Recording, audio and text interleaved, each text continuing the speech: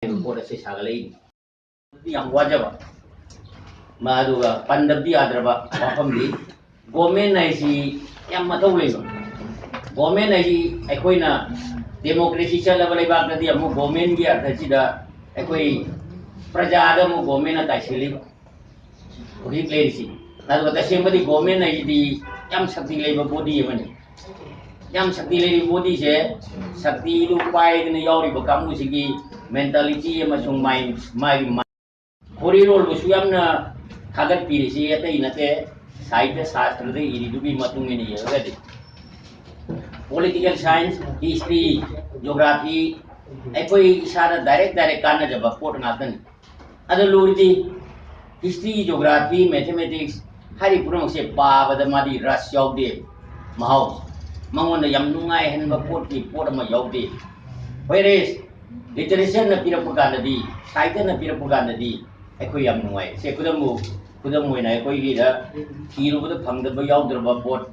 bharat ki oina mahabharata thiru ba punama phangdaba poramo yaudaba gita da thiru punama phangdaba mo yaudaba quran da thiru punama phangdaba mo yaudaba siguma mayam ye masi sahitya gi mi singna puthok pir mangakten masi mamang edadi sahitya suba kambuji rishi kawe rishi ye Kapi ye rishi ni rishi ye English tan doga di far share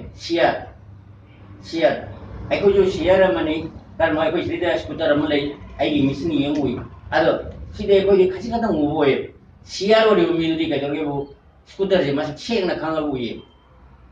simaina manung thina bu ngam ba kamu si rishi kawi nung thina bu ngam muni sumani simaina tawraga lejer mi bu kamu se Moina puthoro puponi Mahabharata Ramayana adage ekoi kaino ved vyasa moji si kanana koge bu sahitya dugi dagi base torgan sahitya baduna ekona laije ekoi bharat ki shastra da yemurga di ekoi yam mati chana leje prithvi ki atai dagi ekoi koi masi ekoi ne hele na hai kana di he saunai adu da sengna yega di ekoi hoji Hindu culture do Adi Indian culture je nai neraga ekoi yengi ada mo ekoi Manipur gi se mulakanda se sograba Bharat gi sida jagoi da yengkanda ekoi Manipuri dance na maming chali maming chatpe hele ekoi da adu galoina na ekoi amu handak Manipur si ekoi na meri prithvi kun moda sakhala lammi ba khangal lammi si meri kom je masi ju acho ba mi oye mane dingku ju chalan bayaram mani dingku gi matamda yam phogi gi de mayam na thudung thag na bigi de ala adu mai matam la koi mayam ji yaw na horum maga di ai koi dingku gi matam dei Manipur se bharat amsung prithvi ma sak khambi bayaram bane adu koi madu kre adu meri kom gi hak ta gi di ai koi Manipuri se set kai gi khangre adu no yisi kari advertisement dokanda meri kom matei manau du yam ajini yawraga ulai masi yam lai phabaman sumai do ai begin sida akhoi ma sumna thambiga doba akhoi hanagi tholiro sanduki hong secretary giramba se lakong maza girena akhoi malem gi ai begin asida mari sumna thambina na akhoi lu ahung gi ai begin mari sunjat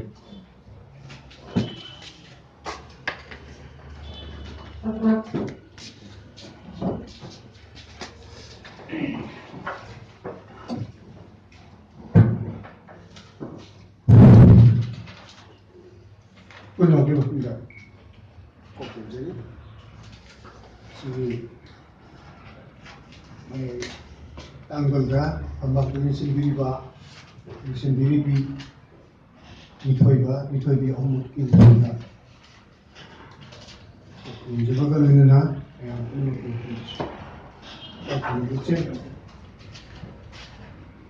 malengi sairengi numit Jawab ulang nasu, ada fazana hadir.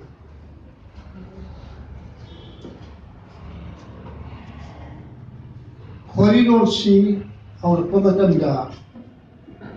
सेरेंगी Monga, ayam, malengi,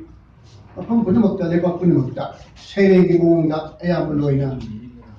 ꯍꯧꯔꯛꯈꯤ ꯃꯔꯝꯗꯤ ꯈꯣꯔꯤꯂꯣꯟ ꯍꯥꯏꯕꯁꯤ ꯀꯕꯤꯁꯤꯡꯅ ꯄꯨꯊꯣꯔꯛꯄ ꯄꯣꯠꯁꯛ ꯃꯈꯣꯏꯒꯤ ꯄꯣꯠꯊꯣꯛ ꯑꯣꯏꯕ ꯃꯔꯝꯅ ꯀꯕꯤꯁꯤꯡꯒꯤ ꯈꯨꯏꯗꯤ ꯁꯩꯔꯦꯡꯅꯤ ꯃꯔꯝ ꯑꯗꯨꯅ ꯀꯕꯤꯁꯤꯡꯒꯤ ꯑꯗꯨꯒꯨꯝꯕ ꯄꯣꯠꯊꯣꯛ ꯑꯁꯦ ꯃꯁꯤ ꯁꯩꯔꯦꯡ ꯑꯣꯏꯕ ꯃꯔꯝꯅ ꯈꯣꯔꯤꯂꯣꯟꯁꯤ ꯃꯥꯂꯦꯝꯒꯤ ꯈꯣꯔꯤꯂꯣꯟ ꯑꯁꯤ ꯁꯩꯔꯦꯡꯒꯤ ꯐꯣꯝꯗ ꯂꯣꯏꯅꯃꯛ ꯑꯌꯥꯝꯕ ꯄ꯭ꯔꯤꯊꯤꯕꯤ ꯄꯨꯝꯅꯃꯛꯇ ꯂꯩꯕ ꯑꯌꯥꯝꯕꯗ ꯁꯩꯔꯦꯡꯒꯤ ꯐꯣꯝꯗ ꯍꯧꯔꯛꯄ ꯉꯥꯛꯇꯅꯤ ꯑꯗꯨ ꯖꯤꯁꯁ ꯈ꯭ꯔꯥꯏꯁꯀꯤ ꯄꯣꯛꯄꯒꯤ ꯃꯃꯥꯡꯗꯒꯤ ꯒ꯭ꯔꯤꯛꯀꯤ ꯍꯣꯃꯔ ꯍꯥꯏꯗꯅ ꯑꯁꯨꯝꯕ ꯐꯥꯎꯕ ꯀꯕꯤ ꯑꯁꯤꯒꯤ ꯃꯥꯅ ꯄꯨꯊꯣꯛꯑꯝꯕ ꯏꯂꯤꯌꯠ ꯑꯣꯗꯤꯁꯤꯅꯆꯤꯡꯕ ꯃꯍꯥꯀꯥꯕ꯭ꯌ ꯏꯄꯤꯛꯁꯤꯡ ꯑꯁꯤ ꯁꯩꯔꯦꯡꯒꯤ ꯃꯑꯣꯡꯗ ꯂꯣꯏꯅ ꯏꯔꯝꯕ ꯉꯥꯛꯇꯅꯤ ꯏꯪꯂꯦꯟꯗ ꯁꯩꯔꯦꯡꯒꯤ ꯑꯄꯣꯛꯄꯅꯤ ꯍꯥꯏꯅ ꯈꯪꯅꯔꯤꯕ ꯑꯗꯨꯒꯨꯝꯕ ꯖꯣꯐ꯭ꯔꯦ ꯆꯥꯎꯁꯔ ꯃꯥꯅ ꯏꯔꯝꯕ ꯁꯩꯔꯦꯡꯒꯤ ꯂꯥꯏꯔꯤꯛꯅ ꯑꯌꯥꯝꯕ ꯉꯥꯛꯇꯅꯤ ꯑꯗꯨꯒ ꯂꯣꯏꯅꯅ ꯃꯊꯪ ꯃꯥꯅ 14 ꯁꯨꯕ ꯁꯦꯟꯆꯨꯔꯤ ꯑꯣꯏꯔꯦ ꯑꯗꯒꯤ 15 ꯁꯨꯕ ꯏꯪꯂꯦꯟꯒꯤ ꯁꯦꯟꯆꯨꯔꯤꯗꯨꯃꯗꯤ ꯈꯔ ꯃꯗꯨꯃ ꯈꯔ ꯁꯥꯍꯤꯇ꯭ꯌꯒꯤ ꯂꯝꯗ ꯈꯔ ꯁꯣꯠꯊꯕ ꯂꯝ ꯑꯣꯏꯌꯦꯅ ꯑꯗꯨꯃꯥꯏꯅ ꯍꯥꯏ ꯑꯗꯨꯒ 16 ꯁꯨꯕ ꯁꯇꯥꯕꯗꯤ 16 ꯁꯨꯕ ꯁꯦꯟꯆꯨꯔꯤ ꯑꯗꯨꯗꯒꯤ ꯑꯃꯨꯛ ꯑꯩꯈꯣꯏ ꯏꯂꯤꯖꯥꯕꯦꯊꯥꯟ ꯁꯦꯛꯁꯄꯤꯌꯔꯤꯌꯟ ꯑꯦꯖ ꯍꯥꯏꯗꯅ ꯃꯇꯝ ꯑꯗꯨꯗ ꯁꯥꯍꯤꯇ꯭ꯌꯒꯤ ꯂꯝꯁꯤꯗ ꯏꯪꯂꯦꯟꯗ ꯌꯥꯝꯅ ꯐ꯭ꯂꯣꯔꯤꯁꯤꯡ ꯑꯣꯏꯕ ꯌꯥꯝꯅ ꯆꯥꯎꯈꯠꯄ ꯑꯗꯨꯒꯨꯝꯕ ꯃꯇꯝ ꯑꯃ ꯑꯣꯏꯈꯤ ꯍꯥꯏꯅ ꯑꯗꯨꯃꯥꯏꯅ ꯊꯦꯡꯅꯖꯩ ꯑꯗꯨꯅ ꯃꯇꯝ ꯑꯗꯨꯗ ꯏꯪꯂꯤꯁꯀꯤ ꯈ꯭ꯋꯥꯏꯗꯒꯤ ꯑꯊꯣꯏꯕ ꯑꯣꯏꯕ ꯀꯕꯤꯁꯤꯡꯒꯤ ꯀꯕꯤ ꯄꯣꯏꯠ ꯑꯅ ꯈꯪꯅꯕ ꯑꯗꯨꯒꯨꯝꯕ ꯑꯦꯗꯃꯟ ꯁ꯭ꯄꯦꯟꯁꯔ ꯃꯇꯝ ꯑꯗꯨꯗ ꯄꯣꯛꯈꯤꯕꯅꯤ ꯃꯇꯝ ꯑꯗꯨꯗ ꯐꯥꯎꯔꯝꯕꯅꯤ ꯑꯗꯨꯒ ꯂꯣꯏꯅꯅ ꯁꯦꯛꯁꯄꯤꯌꯔ ꯃꯌꯥꯝꯅ ꯄ꯭ꯔꯤꯊꯤꯕꯤꯗ ꯃꯃꯤꯡ ꯆꯠꯂꯤꯕ ꯃꯍꯥꯛꯀꯤ ꯗ꯭ꯔꯥꯃꯥ 38 ꯑꯣꯏꯔ ꯃꯥꯜꯂꯦ ꯁꯦꯛꯁꯄꯤꯌꯔꯒꯤ ꯗ꯭ꯔꯥꯃꯥꯁꯤꯡ ꯑꯁꯤ ꯑꯗꯨꯅ ꯃꯁꯤꯁꯤꯡ ꯑꯁꯤ ꯑꯗꯨꯅ ꯀꯩꯅꯣꯕꯨ ꯁꯦꯛꯁꯄꯤꯌꯔꯕꯨ ꯏꯪꯂꯤꯁꯀꯤ ꯈ꯭ꯋꯥꯏꯗꯒꯤ ꯑꯊꯣꯏꯕ ꯀꯕꯤ ꯒ꯭ꯔꯦꯇꯦꯁ ꯄꯣꯏꯠ ꯑꯣꯐ ꯏꯪꯂꯦꯟ ꯍꯥꯏꯅ ꯑꯗꯨꯃꯥꯏꯅ ꯍꯥꯏꯅꯩ ꯑꯗꯨꯒ ꯀꯩꯅꯣꯕꯨꯅ ꯖꯣꯐ꯭ꯔꯦ ꯆꯥꯎꯁꯔꯕꯨꯅ ꯏꯪꯂꯤꯁ ꯂꯣꯟꯒꯤ ꯑꯃꯁꯨꯡ ꯁꯩꯔꯦꯡꯒꯤ ꯑꯄꯣꯛꯄ father of English poetry and English language ꯍꯥꯏꯅ ꯑꯗꯨꯃꯥꯏꯅ ꯈꯪꯅꯩ ꯑꯗꯨꯒ ꯑꯁꯣꯝꯗ ꯂꯥꯛꯄ ꯏꯗꯃꯟ ꯁ꯭ꯄꯦꯟꯁꯔꯕꯨꯅ ꯄꯣꯏꯠ ꯀꯕꯤ ꯃꯌꯥꯝꯒꯤ ꯑꯗꯨꯒꯨꯝꯕ ꯃꯀꯣꯛ ꯑꯣꯏꯕ ꯄ꯭ꯔꯤꯟꯁꯦꯁ ꯑꯣꯐ ꯄꯣꯏꯠꯁ ꯍꯥꯏꯔꯒ ꯈꯪꯅꯕ ꯏꯗꯃꯟ ꯁ꯭ꯄꯦꯟꯁꯔ 12 ꯁꯨꯕ ꯁꯇꯥꯕꯗꯤ ꯑꯣꯏꯔꯦ ꯁꯣꯔꯤ ꯈꯧꯅꯥꯎ ꯀꯪꯕꯒ ꯇꯧꯔꯤꯅꯤ ꯃꯥꯂꯦꯝꯗ ꯍꯥꯏꯅ ꯍꯥꯏꯕ ꯇꯥꯔꯒꯗꯤ ꯀꯕꯤꯁꯤꯡꯅ ꯂꯧꯔꯤꯕ ꯊꯧꯗꯥꯡ ꯑꯁꯦ ꯃꯥꯂꯦꯝꯗ ꯑꯁꯨꯛꯀꯤ ꯃꯇꯤꯛ ꯆꯥꯎꯋꯤ ꯍꯥꯏꯅ ꯑꯩꯅ ꯂꯧꯖꯩ ꯃꯔꯝꯗꯤ ꯁꯃꯥꯖ ꯑꯃꯒꯤ ꯑꯑꯣꯟꯕ ꯄꯨꯔꯛꯅꯕ ꯍꯣꯠꯅꯕꯗ ꯔꯥꯖꯅꯤꯇꯤ ꯋꯥꯂꯥꯁꯤꯡꯗꯤ ꯃꯥꯒꯤ ꯇꯣꯉꯥꯟꯕ ꯗꯣꯜꯒꯤ ꯊꯤꯑꯣꯔꯤ ꯃꯥꯒꯤ ꯏꯗꯤꯑꯣꯂꯣꯖꯤꯗꯨꯒꯤ ꯃꯇꯨꯡ ꯏꯟꯅ ꯉꯥꯡꯕ ꯁꯛꯄ ꯑꯣꯏꯕꯅꯤꯅ ꯄꯥꯝꯕ ꯄꯥꯝꯗꯕ ꯃꯥꯒꯤ ꯗꯣꯜ ꯍꯥꯏꯗꯅ ꯂꯩꯅꯕꯅꯤꯅ ꯃꯗꯨꯗ ꯗꯣꯜ ꯑꯃꯅ ꯐꯅ ꯐꯖꯅ ꯌꯥꯝ ꯀꯟꯅ ꯔꯥꯖꯅꯤꯇꯤ ꯇꯧꯕ ꯍꯥꯏꯕꯗꯨꯗꯤ ꯄꯣꯂꯤꯇꯤꯁꯤꯌꯟ ꯑꯣꯏꯕ ꯍꯥꯏꯕꯁꯤꯗꯤ ꯌꯥꯎꯗꯕꯗꯤ ꯅꯠꯇꯦ ꯑꯇꯜ ꯕꯤꯍꯥꯔꯤ ꯕꯥꯖꯄꯥꯏ ꯄꯣꯏꯠ ꯄꯣꯂꯤꯇꯤꯁꯤꯌꯟꯅꯤ ꯑꯗꯨꯅ ꯑꯗꯨꯒꯨꯝꯕꯗ ꯀꯔꯤꯒꯨꯝꯕ ꯌꯥꯎꯕꯗꯤ ꯌꯥꯏ ꯑꯦꯛꯁꯦꯞꯁꯅꯦꯜꯂꯤ ꯑꯗꯨ ꯑꯌꯥꯝꯕꯅꯗꯤ ꯑꯏꯕ ꯀꯕꯤꯁꯤꯡ ꯑꯁꯤ ꯌꯥꯝꯅ ꯁꯨꯃꯥꯏꯅ ꯔꯥꯖꯅꯤꯇꯤꯗꯒꯤ ꯌꯥꯝꯅ ꯐ꯭ꯔꯤ ꯑꯣꯏꯕꯅ ꯑꯌꯥꯝꯕ ꯑꯣꯏ ꯑꯗꯨꯗꯒꯤ ꯅꯨꯡꯗ ꯃꯥꯒꯤ ꯑꯄꯥꯝꯕ ꯂꯩꯖꯔꯒꯁꯨ ꯑꯗꯨꯅ ꯃꯈꯣꯏ ꯀꯕꯤꯁꯤꯡ ꯑꯁꯤꯅ ꯏꯔꯛꯏꯕ ꯑꯗꯨꯒꯨꯝꯕ ꯃꯥꯒꯤ ꯁꯃꯥꯖꯒꯤ ꯑꯑꯣꯟꯕ ꯄꯨꯔꯛꯅꯕꯒꯤ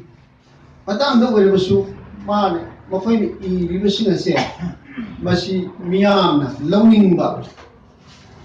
ꯏꯅꯤꯡꯕ ꯑꯗꯨꯒꯨꯝꯕ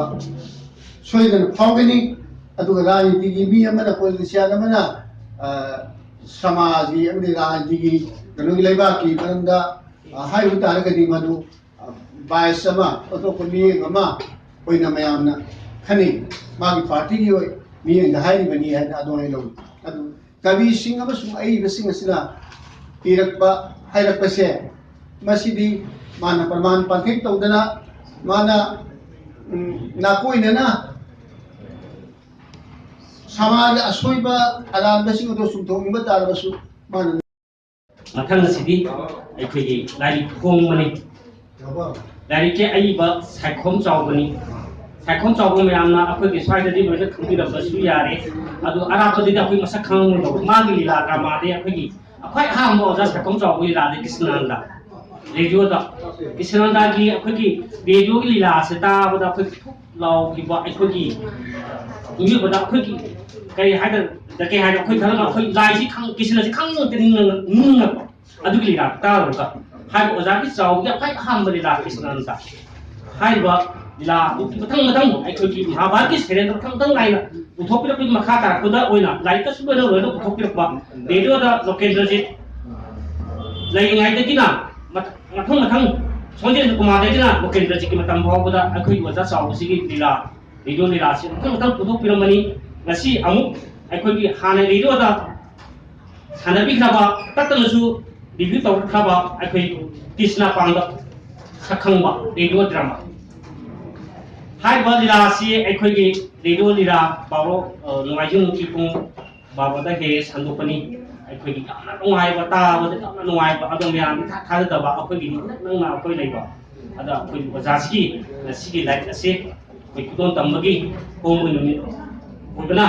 अखोई आई बगी नुमित असिदा अखोई बजाकी लाइट असिसु अखोई कोमसी यामना अखोई आई ब लुक अहुम सिगिसु याम सपोक चनगाइनी लोइना अखोई मालेमदा अखोई आई बहाय बसी यामना दाइतो याम चावई रिवोल्यूशनरी नि अमु खनोनी अवोना परफॉर्म बने अखोई इसाई अमना अखोई भारत नि तम परखिबगी मयाम नै बंदे मातरम लाहो बिगि हो इसाई अमना अखोई थौना नमै पाइ बकुत खुलाइ पाइ बनमै खनो भौना इसाई अमा तारगा मोगे थौना तो मति खदे हंदे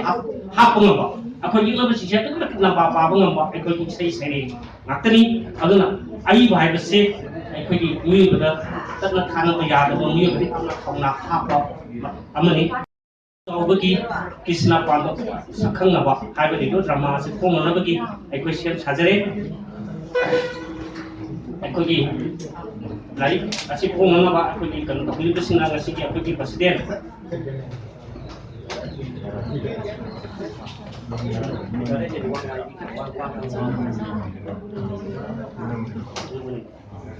ngasi akhoi baza chawbagi like asi akhoi ngot khutugi president ubiriba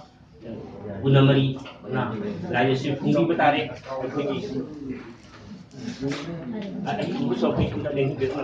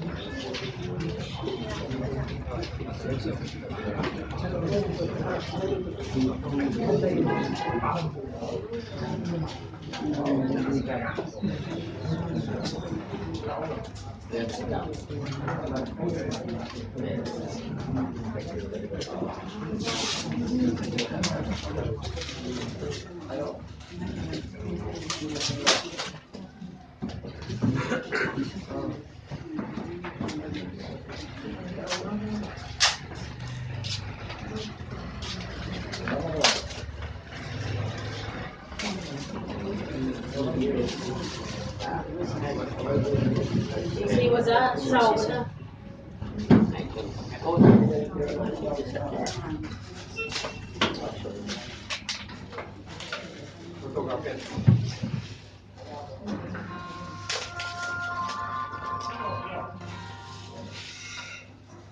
Nasi oza pagi maming leraba saibom chawba radio ꯗꯔꯃꯥꯕꯨ ꯏꯕꯤꯔꯤꯕ ꯑꯣꯖꯥꯒꯤ ꯂꯥꯏꯔꯤꯛ ꯀ꯭ꯔꯤꯁꯅ ꯄꯥꯟꯗꯣꯞ ꯁꯛꯈꯪꯅꯕ ꯍꯥꯏꯕ ꯂꯥꯏꯔꯤꯛꯁꯦ ꯃꯌꯥꯝꯗ ꯐꯣꯡꯗꯣꯛꯆꯔꯤ꯫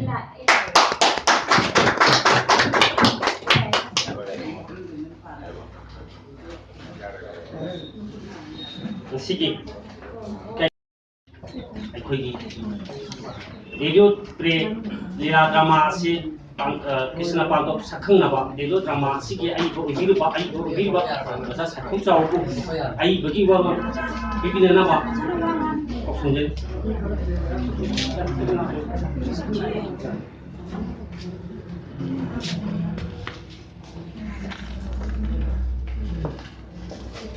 ꯄꯨꯝꯅꯃꯛꯄꯨ ꯏꯀꯥꯏ ꯈꯨꯝꯅꯖꯕꯁꯤꯗꯤ ꯉꯁꯤꯒꯤ ꯁꯤꯒꯨꯝꯕ ꯃꯥꯂꯦꯝꯒꯤ ꯋꯥꯔꯤꯂꯣꯟ ꯑꯁꯤꯗꯩꯗ ꯑꯩꯒꯤꯁꯨ ꯈꯨꯗꯣꯡꯆꯥꯕ ꯑꯃꯈꯛ ꯄꯤꯕꯤꯗꯅ ꯑꯩꯅ ꯆꯍꯤ ꯀꯌꯥꯒꯤ ꯃꯃꯥꯡꯗ ꯔꯦꯗꯤꯑꯣꯗ ꯗ꯭ꯔꯃꯥ ꯑꯣꯏꯅ ꯃꯥꯅꯣ ꯅꯥꯇꯛ ꯑꯣꯏꯅ ꯁꯨꯝꯕ ꯁꯪꯅꯤꯡꯕ ꯂꯤꯂꯥꯁꯤꯡꯒꯤ ꯃꯔꯛꯇꯒꯤ ꯑꯩꯈꯣꯏꯅ ꯂꯤꯂꯥ ꯑꯍꯨꯝꯁꯤ ꯁꯨꯝ ꯄꯨꯟꯁꯤꯜꯂꯒ ꯑꯩꯒꯤ ꯂꯥꯏꯔꯤꯛꯁꯤ ꯃꯊꯪ ꯁꯨꯝ ꯐꯣꯡꯗꯣꯛꯄꯤꯔꯛꯀꯅꯤ꯫ ꯑꯗꯨꯅ ꯉꯁꯤꯁꯤ ꯀ꯭ꯔꯤꯁꯅ ꯄꯥꯟꯗꯣꯞ ꯁꯛꯈꯪꯅꯕ ꯍꯥꯏꯕ ꯂꯤꯂꯥ ꯑꯁꯤꯅ ꯇꯥꯏꯇꯜ ꯑꯣꯏꯔꯒ ꯃꯅꯨꯡꯗ ꯗꯦꯕꯔꯁꯤꯡ ꯇꯦꯝꯕ ꯑꯗꯨꯒ ꯄ꯭ꯔꯚꯥꯁ ꯃꯨꯅꯤꯅ ꯎꯕꯔꯁꯤꯗ ꯁꯥꯞ ꯇꯧꯕꯒꯤ ꯂꯤꯂꯥꯗꯨꯃꯒ ꯑꯍꯨꯝꯁꯤꯗ ꯄꯨꯟꯁꯤꯟꯅꯔꯒ ꯁꯤꯒꯤ ꯂꯥꯏꯔꯤꯛꯁꯤ ꯑꯣꯏꯅ ꯄꯨꯊꯣꯛꯆꯕꯅꯤ꯫ ꯑꯗꯨꯅ ꯃꯁꯤꯗ ꯑꯩꯅ ꯌꯥꯝꯅ ꯈꯪ ꯍꯩꯗꯅ ꯃꯁꯤꯒꯤ ꯁ꯭ꯀꯣꯂꯔ ꯑꯣꯏꯗꯅ ꯃꯌꯥꯝꯗ ꯈꯪ ꯍꯩꯔꯦ ꯃꯁꯤ ꯑꯩꯒꯤꯁꯤ ꯊꯣꯏꯗꯣꯛ ꯍꯦꯟꯗꯣꯛꯅ ꯐꯖꯕ ꯂꯤꯂꯥꯅꯤ ꯄꯥꯕꯤꯌꯨ ꯌꯦꯡꯕꯤꯌꯨ ꯍꯥꯏꯗꯅ ꯑꯗꯣꯝꯗ ꯑꯩ ꯄꯨꯊꯣꯛꯆꯕ ꯅꯠꯆꯗꯦ꯫ ꯑꯩꯅ ꯄꯥꯝꯖꯔꯨꯕ ꯑꯩꯒꯤ ꯋꯥꯈꯜꯗ ꯉꯁꯤꯒꯤ ꯍꯧꯒꯠꯂꯛꯏꯕ ꯅꯍꯥꯔꯣꯟꯁꯤꯡ ꯁꯦꯡꯅ ꯍꯥꯏꯔꯕꯗ ꯍꯧꯖꯤꯛꯀꯤ ꯅꯧꯔꯤꯕ ꯃꯣꯔꯦꯜ ꯃꯥꯡꯊꯔꯛꯄ ꯁꯤꯒꯨꯝꯕ ꯁꯃꯥꯖꯒꯤ ꯌꯥꯝꯅ ꯀꯤꯅꯤꯡꯉꯥꯏ ꯑꯣꯏꯕ ꯁꯤꯒꯨꯝꯕ ꯐꯤꯕꯝ ꯂꯥꯛꯄ ꯃꯇꯝꯁꯤꯗ ꯁꯤꯒꯨꯝꯕ ꯃꯣꯔꯦꯜ ꯂꯦꯁꯟꯒ ꯃꯔꯤ ꯂꯩꯅꯕ ꯂꯤꯂꯥ ꯗ꯭ꯔꯃꯥꯁꯦ ꯃꯁꯤ ꯌꯥꯝꯅ ꯗꯔꯀꯥꯔ ꯑꯣꯏ꯫ ꯗꯔꯀꯥꯔꯗꯨꯒꯤꯗꯃꯛꯇ ꯈꯜꯂꯒꯁꯨ ꯑꯌꯥꯝꯕ ꯑꯩ ꯁꯣꯝꯗ ꯋꯥꯈꯜꯁꯤ ꯂꯨꯞꯆꯔꯨꯕꯅꯤ꯫ ꯂꯣꯏꯅꯅ ꯑꯩ ꯏꯁꯥꯁꯨ ꯑꯩ ꯁꯨꯃꯥꯏꯅ ꯍꯩꯕ ꯍꯩꯇꯕ ꯙꯔꯃꯒꯤ ꯀꯔꯃꯒꯤ ꯂꯝꯕꯦꯟꯗ ꯁꯨꯝ ꯊꯤꯕ ꯄꯥꯝꯖꯔꯨꯕꯗꯨꯅ ꯑꯉꯥꯡ ꯑꯣꯏꯔꯤꯉꯩꯗꯒꯤ ꯁꯨꯃꯥꯏꯅ ꯋꯥꯔꯤ ꯂꯤꯂꯥ ꯑꯁꯤ ꯀꯌꯥ ꯇꯥꯖꯕ ꯑꯗꯨꯅ ꯃꯁꯣꯟꯗ ꯑꯩ ꯈꯨꯠ ꯊꯥꯖꯔꯨꯕꯅꯤ꯫ ꯑꯗꯨꯅ ꯍꯥꯏꯔꯤꯕ ꯁꯤꯒꯤꯁꯤ ꯀꯔꯝꯕ ꯀꯔꯤ ꯀꯔꯤ ꯂꯤꯂꯥ ꯍꯥꯏꯕꯅꯆꯤꯡꯕꯗꯨ ꯑꯩꯒꯤ ꯁꯣꯝꯒꯤ ꯑꯩꯒꯤ ꯕꯥꯏꯑꯣꯗꯥꯇꯥ ꯃꯅꯤꯡꯂꯣꯝꯗ ꯀꯣꯚꯔ ꯁꯤꯒꯤ ꯃꯅꯤꯡꯗ ꯂꯣꯏꯅ ꯌꯥꯎꯔꯦ꯫ ꯁꯤ ꯃꯅꯨꯡꯗ ꯐꯣꯡꯈ꯭ꯔꯕ ꯂꯥꯏꯔꯤꯛꯁꯤꯡ ꯃꯅꯨꯡꯗ ꯀ꯭ꯔꯤꯁꯅꯥꯅꯟꯗꯒꯤ ꯃꯊꯪꯗ ꯑꯃꯈꯛ ꯆꯤꯊꯕꯤꯔꯝꯃꯦ ꯅꯝꯕꯗ ꯃꯃꯥꯡꯗ ꯁꯤꯒꯤ ꯍꯦꯛ ꯃꯃꯥꯡꯗ ꯄꯕ꯭ꯂꯤꯁ ꯇꯧꯈ꯭ꯔꯕ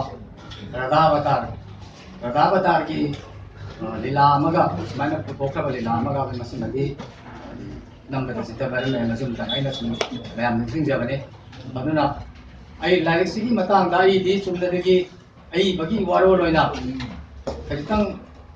ꯍꯥꯏꯗꯤ ꯁꯤꯟꯕꯤ ꯂꯥꯡꯕꯤꯔꯤꯕ ꯍꯥꯏꯗꯤ ꯂꯥꯏꯔꯤꯛꯁꯤꯒꯤ ꯃꯇꯥꯡꯗ ꯈꯤꯇꯪ ꯁꯟꯗꯣꯛꯅ ꯍꯥꯏꯌꯨ ꯈꯣꯠꯂꯨ ꯑꯣꯏꯅ ꯇꯥꯛꯄꯤꯕꯅꯤ꯫ ꯑꯗꯨꯕꯨ ꯑꯩꯗꯤ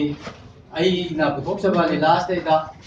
ꯑꯩꯅ ꯉꯥꯡꯕ ꯃꯗꯨ ꯐꯖꯩꯒ ꯐꯖꯗꯦꯒ ꯍꯥꯏꯕꯗꯨ ꯈꯤꯇꯪ ꯃꯔꯝ ꯆꯥꯗꯕꯅꯤꯅ ꯑꯩꯈꯣꯏꯒꯤ ꯏꯀꯥꯏ ꯈꯨꯝꯅꯗꯕ ꯃꯥꯡꯗ ꯂꯦꯡꯁꯤꯟꯕꯤꯕ ꯑꯩꯈꯣꯏꯒꯤ ꯃꯥꯡꯇꯦꯟꯒꯤ ꯑꯩꯈꯣꯏ ꯀꯌꯥ ꯀꯥꯟꯗ ꯄꯥꯏꯅ ꯇꯥꯛꯄꯤꯕ ꯉꯝꯕ ꯑꯗꯨꯒꯨꯝꯕ ꯑꯣꯖꯥ ꯏꯀꯥꯏ ꯈꯨꯝꯅꯗꯕ ꯑꯣꯖꯥꯁꯤ ꯈꯤꯇꯪ ꯉꯥꯡꯕꯤꯔꯛꯀꯅꯤ ꯑꯩꯒꯤ ꯋꯥꯈꯜ ꯂꯩꯖꯩ꯫ ꯑꯗꯨꯅ ꯑꯩꯗꯤ ꯃꯊꯪꯗ ꯁꯩꯔꯦꯡ ꯁꯩꯊꯦꯡꯅꯕꯒꯤ ꯃꯇꯥꯡꯗꯁꯨ ꯁꯩꯔꯦꯡ ꯀꯔꯤꯅꯣ ꯑꯗꯨꯒ ꯁꯩꯔꯦꯡꯗꯨꯒꯤ ꯃꯅꯨꯡꯗ ꯀꯔꯤ ꯀꯔꯤ ꯃꯆꯥꯛ ꯌꯥꯎꯏ ꯍꯥꯏꯕꯗꯨꯒꯤ ꯃꯇꯥꯡꯗ ꯑꯗꯣꯝꯗ ꯑꯣꯏꯅ ꯑꯩꯅ ꯃꯇꯝꯗꯨ ꯈꯤꯇꯪ ꯂꯧꯖꯔꯒ ꯃꯌꯥꯝꯗꯒꯤ ꯑꯩꯒꯤꯗꯤ ꯌꯥꯝꯅ ꯁꯣꯝꯗ ꯂꯤꯂꯥ ꯄꯨꯟꯁꯤꯜꯂꯤꯕ ꯑꯍꯨꯝꯁꯦ ꯃꯁꯤꯒꯤ ꯃꯇꯥꯡꯗ ꯑꯩ ꯁꯨꯒꯥꯏꯅ ꯑꯩ ꯊꯝꯖꯔꯔꯣꯏ꯫ ꯑꯏꯕꯒꯤ ꯋꯥꯔꯣꯜꯁꯤꯇꯪ ꯑꯩ ꯃꯌꯥꯝꯒꯤ ꯃꯃꯥꯡꯗ ꯄꯥꯊꯣꯛꯆꯔꯒ ꯑꯩ ꯃꯇꯝꯁꯤ ꯇꯦꯟꯁꯤꯟꯖꯒꯦ꯫ ꯑꯩꯅ ꯃꯇꯝ ꯁꯥꯡꯅ ꯁꯤꯗꯁꯨ ꯃꯇꯝ ꯂꯧ ꯑꯗꯒꯤ ꯍꯣꯔꯦꯟ ꯁꯩꯔꯦꯡ ꯁꯩꯖꯤꯟꯅꯕꯒꯤ ꯃꯇꯥꯡ ꯌꯥꯎꯗꯣ ꯑꯣꯏꯅ ꯑꯩꯅ ꯁꯩꯔꯦꯡꯒꯤ ꯃꯇꯥꯡꯗꯁꯨ ꯉꯥꯡꯕꯗꯁꯨ ꯃꯇꯝꯗꯨ ꯌꯥꯝ ꯂꯧꯔꯗꯤ ꯁꯥꯏꯈꯣꯝꯆꯥꯎꯕꯒꯤ ꯅꯨꯃꯤꯠ ꯑꯣꯏꯅ ꯇꯧꯗꯣꯔꯦ ꯍꯥꯏꯗꯅ ꯑꯗꯔꯋꯥꯏꯁ ꯂꯧꯅꯕꯤꯕ ꯌꯥꯏ꯫ ꯑꯗꯨꯅ ꯑꯩ ꯃꯁꯤꯃꯇꯪ ꯑꯏꯕꯒꯤ ꯋꯥꯔꯣꯜꯁꯤ ꯑꯗꯨꯝ ꯑꯩ ꯄꯥꯊꯣꯛꯆꯒꯦ ꯃꯌꯥꯝꯒꯤ ꯃꯃꯥꯡꯗ ꯃꯁꯤꯅ ꯑꯩꯒꯤ ꯑꯏꯕꯒꯤ ꯋꯥꯔꯣꯜ ꯊꯝꯕ ꯑꯣꯏꯅ ꯃꯌꯥꯝꯅ ꯂꯧꯕꯤꯔꯣ꯫ ꯃꯇꯝꯒꯤ ꯀꯜꯂꯕ ꯏꯊꯛ ꯏꯔꯩꯗ ꯀꯧꯁꯤꯡꯒꯤ ꯃꯁꯛ ꯑꯣꯏꯔꯕ ꯉꯁꯤꯒꯤ ꯍꯧꯒꯠꯂꯛꯂꯤꯕ ꯅꯍꯥꯔꯣꯟꯁꯤꯡꯅ ꯇꯥꯏꯕꯪꯄꯥꯟꯕꯗ ꯂꯩꯔꯤꯕ ꯂꯦꯡꯉꯤ ꯄꯥꯜꯂꯤꯕ ꯄꯨꯝꯅꯃꯛꯁꯤꯕꯨ ꯁꯦꯝꯕꯤꯕ ꯏꯁꯣꯔ ꯑꯃ ꯂꯩ ꯍꯥꯏꯕ ꯄꯥꯎ ꯐꯥꯎꯅꯗꯨꯅ Ilay na koksing may hanggang na pukibagum, putakibagum, mana aning bapa, basa narakpa, daram yung wakan tungo narakpa, mama mapa, wazawuro amadi, matak pong bata, taksi kasi walakpa, bhakti व्यवहार naraktawa, una masina maram waraga, santi naitaba, tanggu naitradaba, atu mamo lang samasa mo waraga. Masimu sangsar to bata, kana to rabasu, mateng oigadra kanjaruba, amadi, jagat guru, भगवान की नाम को कोई न पामजरू बना मरम वरगा आइता आइता महामादुना जरू बता अंजर भगवान कृष्ण की लीला की सर्वप्रथम रेडियो ड्रामा होइना इथोक्सरू बन भगवान कृष्ण की नाम को लयेंग द चुम द सोन बखाव हिजद्रिबा आइना कृष्ण लीला इगे थोरांग बसिमा हिमालय आदि हिमाय सुबा हिद्रिबा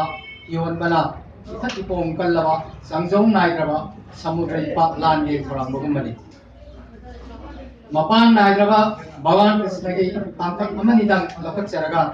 अकप नव मतम की मनुंदा सानबा यानबा रेडियो ड्रामा वनी मुक्सबनी पुंगमी मनुंदा सदोप लीला वनीना लीला अमकतना लारिक वन पुतोपदा हरकी पिगमन गत्रा खंदना ऑल इंडिया रेडियो इम्फाल द सदोप लीला कृष्ण पादोप सकंग नबसी लिसिंग मसापन मौद्रा तरुकता संदोखिबनी अदुगा इंदिबार सिंह तेबा की लिसिंग मसापन मौद्रा तेता ऑल इंडिया रेडियो द संदोखिबनी अदुगा सेम अदि ऑल इंडिया रेडियो द संदोखिदिबा उबर सिदा ध्रुवास मुनि की सा हारिबली लाओ मसी पुल्लगा कृष्ण पादोप सकंग नबा आयन मितो जरगा लारि बोला तुचबा अबिदोना खंग हाइरबा कृष्ण भक्त साधु वैष्णवना थन्ना लेरबा मतमसिदा करी सुखंजे दिवाइना असिकुम लाइक अमा पुथोपा हाइबसेमा इतिक नतना इंगन हाना हापा हाइबदुम बोरबनी दोस कुन कया सोइदना यारुमनी सोइदा नामदंग अदे ngамदबा सोइदा लांदंग ngамदबा मियोय पोंगनि खंदिदुना आई बगी वालोन ताबी ग्रहम तुंगसिदा अखोई कृष्ण पांडव सखंगनाबा हाइबा रेडियो ड्रामा सिगी मनुंगयुबा वरन खरा बिबिनानाबा अखोई लाइ सकता फाइटाय सिगी मरम खरा हाइबिनाबा अखोई ngasiगी असिदेंगी अखोई ngasiगी मयाय तांगमंग फमबुन नबिबा परिषद मसागी बसदियो इबिरबा श्री मारांखें राजेन काय बाबू संदु अखोई कुसनजे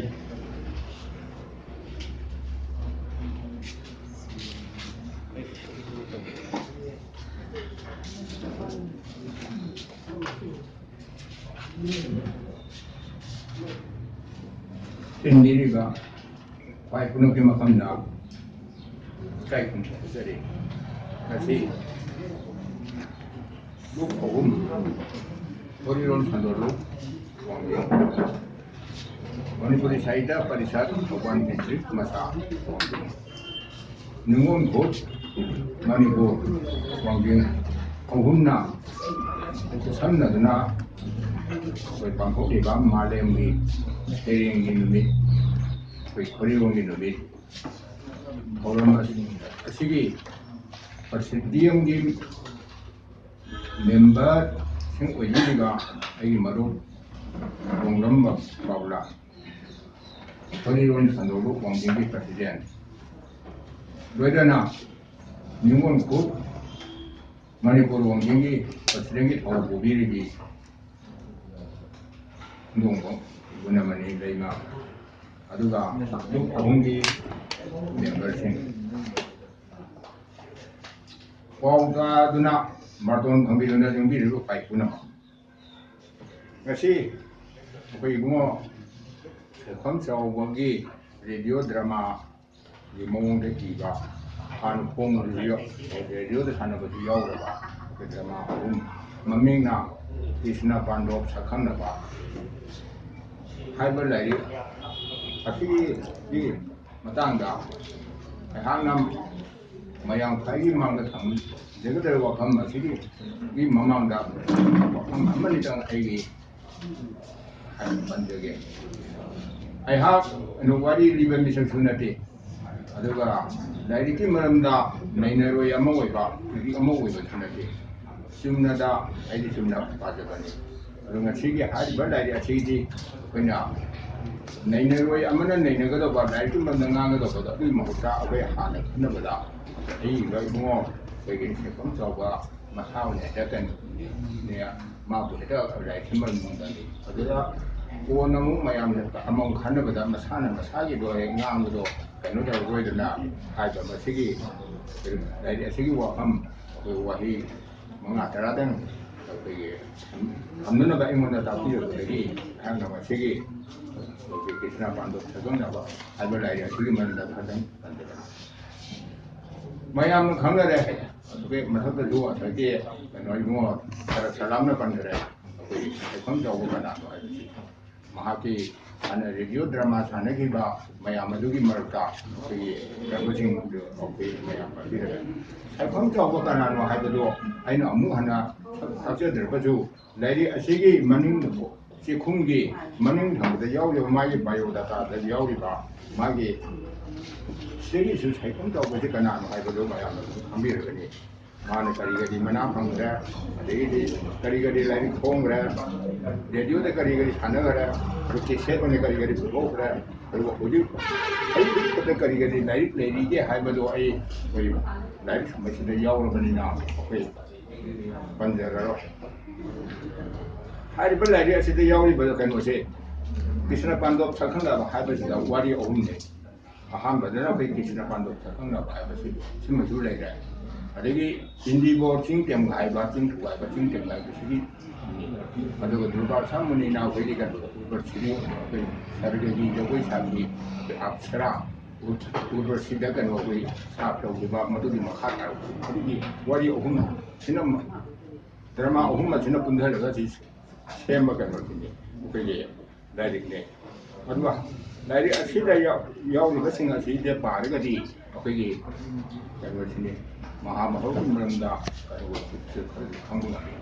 ꯌꯥꯝꯅ ꯅꯨꯡꯉꯥꯏꯖꯔꯤꯗꯤ ꯃꯊꯛꯇ ꯉꯁꯥꯏꯒꯤ ꯑꯣꯖꯥ ꯑꯩꯈꯣꯏꯒꯤ ꯑꯣꯖꯥ ꯄꯥꯄꯨꯂꯥꯟꯅ ꯄꯟꯈꯤꯕ ꯃꯍꯥꯚꯥꯔꯠ ꯍꯥꯏꯕꯁꯤ ꯀꯔꯝꯕꯅꯣ ꯃꯁꯤꯗ ꯌꯥꯎꯕꯗꯣ ꯀꯔꯤꯝꯇ ꯂꯩꯇ꯭ꯔꯦꯒ ꯍꯥꯏꯈꯤꯕꯁꯦ ꯃꯗꯨ ꯑꯩ ꯂꯥꯏꯔꯤꯛꯁꯤꯒꯤ ꯃꯔꯝꯗ ꯉꯥꯡꯗ ꯍꯥꯏꯐꯦꯠꯇꯪ ꯄꯟꯖꯒꯦ ꯑꯩꯈꯣꯏꯅ ꯉꯁꯤ ꯂꯥꯏꯔꯤꯛꯁꯤꯗꯒꯤꯁꯨ ꯑꯗꯨꯝ ꯈꯪꯕ ꯉꯝꯃꯤ ꯑꯩꯈꯣꯏ ꯃꯨꯟꯅ ꯊꯤꯖꯤꯜꯂꯦꯔꯒ ꯑꯩꯈꯣꯏꯒꯤ ꯌꯨꯔꯣꯞꯀꯤ ꯅꯣꯡꯄꯣꯛꯀꯤ ꯂꯩꯕꯥꯛꯁꯤꯡꯅ ꯄꯨꯊꯣꯛꯑꯝꯕ ꯁꯥꯏꯟꯇꯤꯁꯁꯤꯡꯅ ꯄꯨꯊꯣꯛꯑꯝꯕꯗꯒꯤꯗꯤ ꯑꯩꯈꯣꯏꯒꯤ ꯀꯩꯅꯣꯁꯤꯡꯁꯤꯅ ꯚꯥꯔꯠꯀꯤ ꯑꯩꯈꯣꯏ ꯔꯤꯁꯤꯁꯤꯡ ꯑꯁꯤꯅ ꯉꯁꯥꯏ ꯁꯤꯌꯥꯔ ꯍꯥꯏꯁꯦ ꯑꯎꯕ SEER ꯁꯤꯌꯥ ꯃꯨꯅꯤ ꯔꯤꯁꯤꯁꯤꯡꯅ ꯍꯥꯟꯅ ꯈꯪꯉꯝꯕꯒꯤ ꯑꯗꯨꯒꯅꯤ ꯄ꯭ꯔꯤꯊꯤꯕꯤꯁꯦ ꯑꯩꯈꯣꯏꯅ ꯏꯄꯥꯛ ꯄꯥꯛꯄ ꯅꯤꯡꯉꯝꯕꯅꯤ ꯑꯗꯨꯒ ꯄ꯭ꯔꯤꯊꯤꯕꯤꯁꯤꯅ ꯑꯩꯈꯣꯏꯒꯤ ꯑꯀꯣꯏꯕꯗ ꯅꯨꯃꯤꯠꯅ ꯀꯣꯏꯒ ꯍꯥꯏꯕꯁꯤ ꯑꯩꯈꯣꯏ ꯍꯥꯟꯅ ꯈꯪꯅꯔꯝꯃꯕꯅꯤ ꯃꯁꯤ ꯑꯩꯈꯣꯏꯅ ꯀꯅꯥꯅ ꯈꯪꯅ ꯀꯩꯅꯣꯁꯤ ꯀꯅꯥꯅ ꯃꯁꯤꯒꯤ ꯀꯩꯅꯣꯁꯤꯅꯦ ꯄ꯭ꯔꯤꯊꯤꯕꯤꯁꯤ ꯑꯄꯥꯛꯄ ꯅꯠꯇꯦ ꯑꯩꯈꯣꯏꯒꯤ ꯀꯣꯏꯕ ꯑꯩꯈꯣꯏ ꯀꯩꯅꯣꯒꯨꯝꯕꯅꯤ ꯐꯨꯠꯕꯣꯜꯒꯨꯝꯕ ꯁꯤꯒꯨꯝꯕ ꯃꯁꯛꯅꯤ ꯅꯠꯇ꯭ꯔꯒ ꯅꯨꯃꯤꯠ ꯑꯩꯈꯣꯏ ꯄ꯭ꯔꯤꯊꯤꯕꯤꯅ ꯅꯨꯃꯤꯠꯀꯤ ꯑꯀꯣꯏꯕꯗ ꯀꯣꯏꯕꯅꯤꯒ ꯍꯥꯏꯕꯁꯤ ꯑꯩꯈꯣꯏ ꯌꯨꯔꯣꯞꯀꯤ ꯅꯦꯄꯣꯂꯤꯌꯟ ꯀꯣꯄꯔꯅꯤꯀꯁ ꯒꯦꯂꯤꯂꯤꯑꯣ ꯑꯣꯏꯔꯣꯏꯁꯨ ꯃꯈꯣꯏꯅ ꯄꯨꯊꯣꯛꯇ꯭ꯔꯤꯉꯩ ꯃꯃꯥꯡꯗꯒꯤꯗꯤ ꯚꯥꯔꯠꯀꯤ ꯑꯩꯈꯣꯏꯒꯤ ꯃꯨꯅꯤ ꯔꯤꯁꯤꯁꯤꯡꯅ ꯍꯥꯟꯅ ꯈꯪꯅꯔꯝꯕꯅꯤ ꯑꯗꯨ ꯑꯩꯈꯣꯏꯒꯤ ꯕꯦꯗ ꯕ꯭ꯌꯥꯁꯃꯛꯅꯁꯨ ꯑꯗꯨ ꯀꯩꯅꯣꯁꯤꯅꯤ ꯃꯁꯤꯒꯤ ꯃꯇꯥꯡꯁꯤꯗ ꯏꯟꯗꯤꯒꯣ ꯆꯤꯡꯇꯦꯝ ꯍꯥꯏꯅ ꯑꯩꯈꯣꯏ ꯁꯥꯏꯐꯝ ꯆꯥꯎꯕꯅ ꯏꯔꯤꯕꯁꯤꯗꯁꯨ ꯁꯤ ꯌꯥꯔꯒꯁꯨ ꯃꯨꯟꯅ ꯊꯤꯖꯤꯜꯂꯒꯗꯤ ꯑꯩꯈꯣꯏꯅ ꯈꯪꯕ ꯉꯝꯃꯤ ꯑꯩꯈꯣꯏꯒꯤ ꯚꯤꯝꯅ ꯃꯣꯏꯒꯤ ꯔꯥꯖꯕꯦꯁ ꯂꯧꯕ ꯃꯆꯤꯟ ꯃꯅꯥꯎ 5ꯒꯤ ꯐꯤꯖꯦꯠ ꯂꯧꯕꯁꯦ ꯕꯣꯗꯨꯡ ꯂꯩꯕꯥꯛꯇ ꯆꯠꯂꯤ ꯁꯣꯝꯗ ꯑꯍꯤꯡꯗ ꯆꯠꯈꯤꯕꯅꯤ ꯅꯣꯡꯌꯥꯏꯗ ꯆꯠꯈꯤꯕꯅꯤ ꯑꯗ ꯌꯥꯝꯅ ꯊꯨꯅ ꯃꯥꯁꯦ ꯕꯣꯗꯨꯡꯒꯤ ꯂꯩꯕꯥꯛ ꯌꯧꯔꯦ ꯕꯣꯗꯨꯡꯒꯤ ꯂꯩꯕꯥꯛ ꯌꯧꯕ ꯃꯇꯝꯗꯗꯤ ꯀꯔꯤ ꯑꯣꯏꯔꯝꯃꯦ ꯑꯩꯈꯣꯏꯒꯤ ꯅꯨꯃꯤꯠ ꯌꯨꯡꯕ ꯑꯣꯏꯔꯝꯃꯦ ꯑꯗꯨꯅꯗꯤ ꯍꯥꯏꯔꯤꯕꯁꯤ ꯄ꯭ꯔꯤꯊꯤꯕꯤ ꯑꯇꯣꯞꯄ ꯅꯥꯀꯟ ꯑꯃꯗ ꯂꯩꯔꯕꯅꯤ ꯚꯥꯔꯠ ꯕꯔꯁꯥꯗ ꯑꯩꯈꯣꯏ ꯅꯨꯡꯊꯤꯟ ꯑꯣꯏꯔꯤ ꯃꯇꯝꯗ ꯑꯩꯈꯣꯏꯒꯤ ꯑꯇꯣꯞꯄ ꯅꯥꯀꯟ ꯑꯃꯗ ꯕꯣꯗꯨꯡꯒꯤ ꯂꯩꯕꯥꯛꯇꯗꯤ ꯀꯔꯤ ꯑꯣꯏ ꯅꯨꯡꯊꯤꯟ ꯑꯣꯏꯔꯦꯗ ꯑꯁꯣꯝꯗ ꯑꯍꯤꯡ ꯑꯣꯏ ꯁꯣꯝꯗ ꯑꯍꯤꯡ ꯑꯣꯏꯔꯀꯥꯟꯗ ꯑꯁꯣꯝꯗ ꯀꯔꯤ ꯑꯣꯏ ꯃꯁꯤꯅ ꯇꯥꯛꯄꯗꯤ ꯄ꯭ꯔꯤꯊꯤꯕꯤ ꯑꯁꯦ ꯇꯨꯝꯃꯤ ꯑꯗꯨꯅꯤ ꯑꯗꯨꯅ ꯕꯣꯗꯨꯡꯒꯤ ꯂꯩꯕꯥꯛ ꯑꯁꯦ ꯍꯧꯖꯤꯛ ꯑꯈꯪ ꯑꯍꯩꯁꯤꯡꯅ ꯍꯧꯖꯤꯛꯁꯤ ꯑꯃꯨꯛꯁꯨ ꯀꯨꯞꯅ ꯊꯤꯖꯤꯟꯅꯔꯤ ꯃꯁꯤꯗꯤ ꯀꯌꯥꯅꯣꯕꯨ ꯅꯣꯔꯠ ꯑꯃꯦꯔꯤꯀꯥ ꯑꯃꯁꯨꯡ ꯁꯥꯎꯠ ꯑꯃꯦꯔꯤꯀꯥ ꯍꯥꯏꯔꯤꯕ ꯑꯗꯨꯅꯗꯤ ꯃꯁꯤ ꯑꯩꯈꯣꯏ ꯚꯥꯔꯠ ꯕꯔꯁꯥꯒꯤ ꯑꯣꯄꯣꯖꯤꯠ ꯁꯥꯏꯗꯇ ꯂꯩꯕꯅꯤ ꯑꯗꯨꯅ ꯍꯥꯏꯔꯤꯕ ꯂꯥꯏꯔꯤꯛꯁꯤꯗꯁꯨ ꯉꯁꯥꯏ ꯀꯩꯅꯣꯁꯤꯅ ꯍꯥꯏ ꯚꯤꯝꯅ ꯀꯩꯅꯣꯁꯤꯗꯤ ꯊꯦꯡꯈ꯭ꯔꯗꯤ ꯅꯣꯡ ꯉꯥꯝꯃꯗꯤ ꯂꯥꯏꯔꯗꯅ ꯃꯁꯤꯗꯤ ꯀꯔꯤ ꯑꯣꯏꯔꯦ ꯅꯨꯃꯤꯠ ꯌꯨꯡꯈ꯭ꯔꯦ ꯍꯥꯏꯔꯤ ꯑꯗꯨꯗꯩꯗ ꯕꯣꯗꯨꯡ ꯊꯨꯡꯈꯤꯕꯗꯣ ꯑꯩꯈꯣꯏꯒꯤ ꯚꯥꯔꯠꯇ ꯑꯩꯈꯣꯏ ꯍꯁꯤꯅꯥ ꯍꯥꯏꯅ ꯍꯥꯏꯔꯤꯁꯤ ꯁꯤꯗꯩꯗ 다 그래 누틴 오링 맞다 거기 손들이 농당 외니 손들 그 오링 농당 오링이 같은 손들나 그 오이거니 무슨 오이거니 시디 근데 पृथ्वी ऐसी करी होगी वो मैं मेरू दंदा दे एक्सिस्टा पृथ्वी ना कोई तो नहीं न चली है जो पृथ्वी तो मुख्य में ऐसी माथा न जो है कोई ये पृथ्वी जो करी है कि भूगोल है भू है पृथ्वी ने भूगोल ने कोई वैसे नहीं मम्मी मथा सिंह से करी होगी पृथ्वी तो मुख्य में है जैसे कोई बेद दिया सोई अतः इतनी मुनी ऋषि सिंह खानी अरुगा हर बच्चे दाइरी से जो कोई रिफ्लेक्ट हो रही थी जैसे कोई हिंदी को फिल्म के 시리즈다 보니까 검자고 저희들이 아두가 로이너나 좀나 पृथ्वी나 नुमिकी करे नुमिना पृथ्वीदा कोई बनते अगर नुमिना कनो पृथ्वीना नुमिकी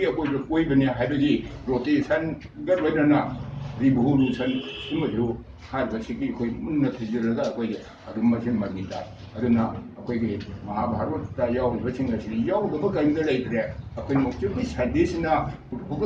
पुथोकनि ममांगदि इंडिया की कहीं मुनि ऋषि से आन पुथो में तो हाय बड़ा इसे जो खंगा में महाभारत महाभारत से तो याव तो बड़ा थाई बड़ा बाबू राजा हाबी करे याव तो बड़ा कंते याव करे अतो खुदी क्यों याव होना बजू मयाम जो हफ्ते लग गई अगर सरी संसादी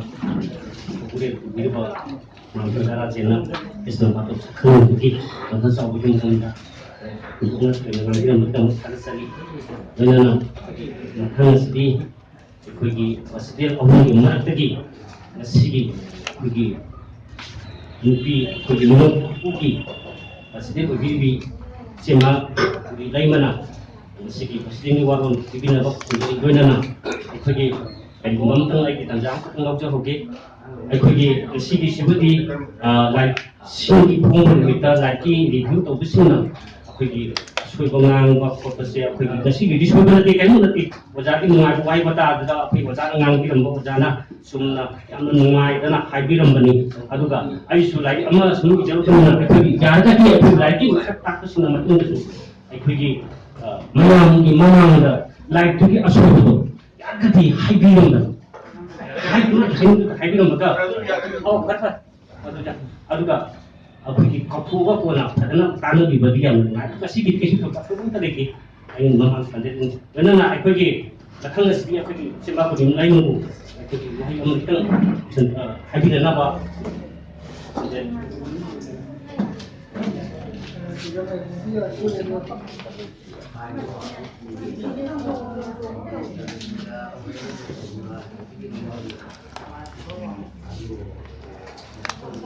ngasi malemgi sailengi numit amadi oza ningwena panjaragada oza aikom chawgi dari khongbagi program asiga mari leinana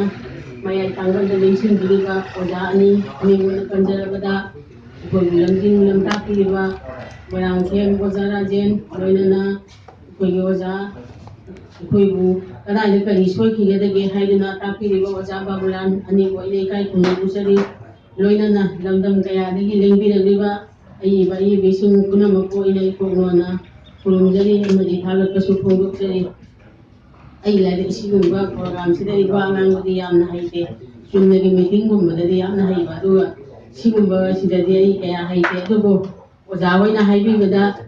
koi akhang haite ana takpiba matamda malemgi awonbasi koi khoriron sandokpa bisingna haidi ai bisingna sandok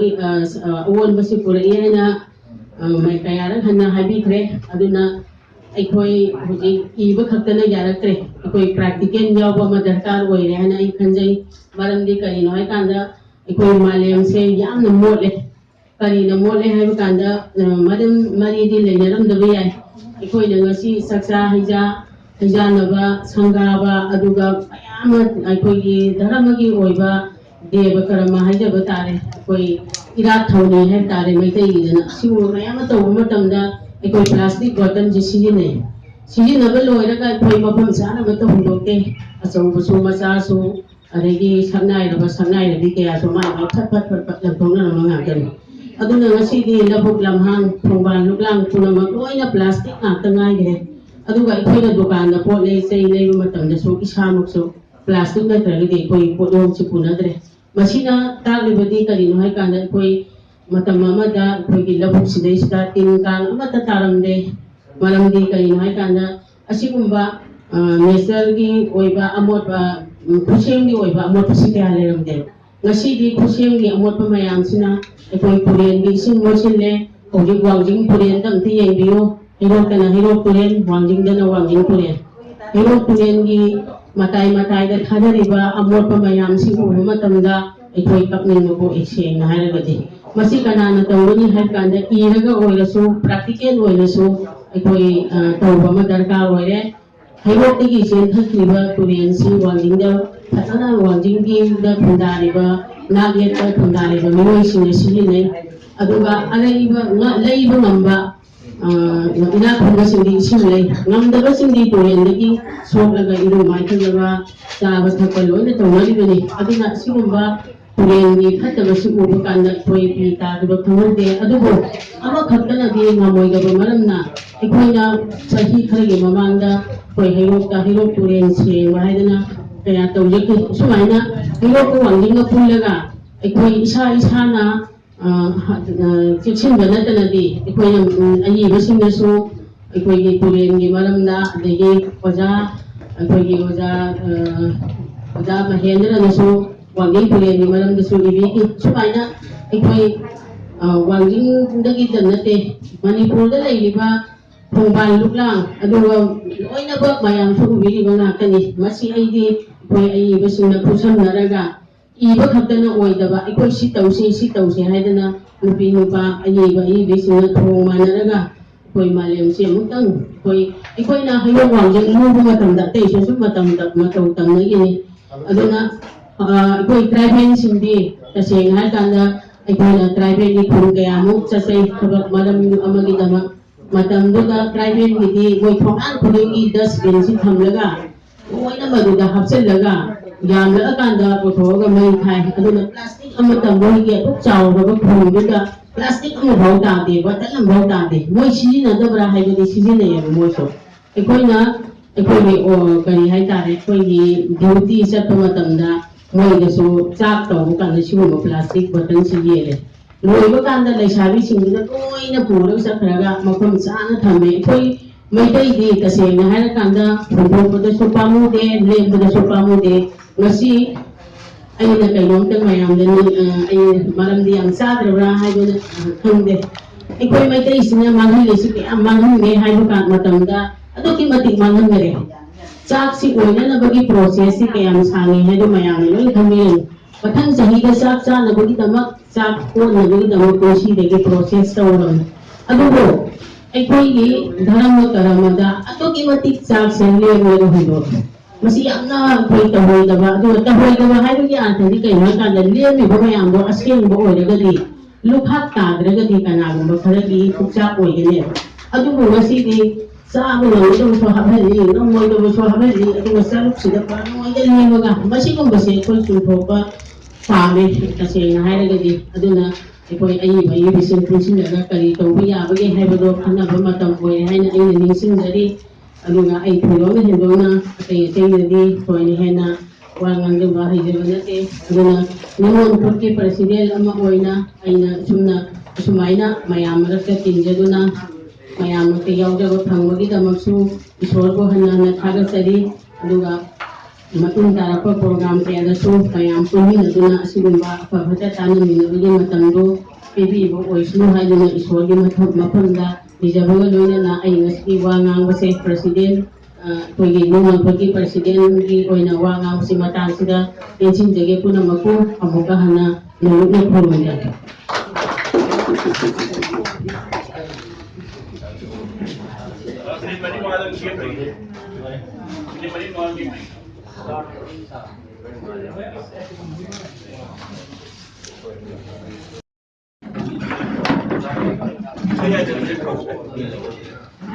그러나 이게 세력이 덮으는 거나 이 방비가 방문하고 랭생 그리려고 봅시다. 이게 그냥 그런 점이나 봐. 이제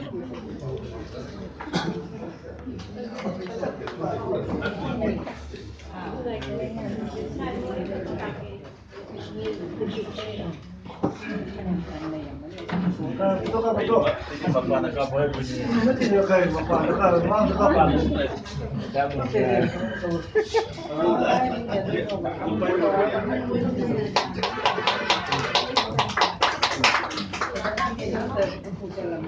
ꯑꯩꯈꯣꯏꯒꯤ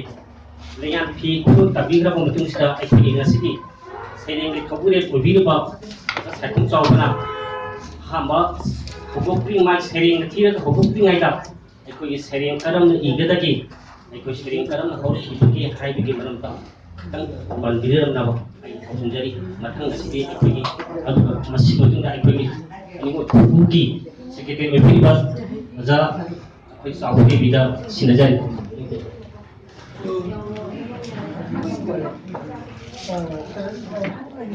ꯀꯥꯏ ꯊꯣꯡꯅꯖꯔꯤꯕ ꯉꯁꯤꯒꯤ ꯄꯥꯡꯊꯣꯛꯂꯤꯕ ꯊꯧꯔꯝ ꯑꯁꯤꯒꯤ ꯊꯣꯏꯗꯣꯛꯅ ꯃꯃꯥꯡꯗꯁꯨ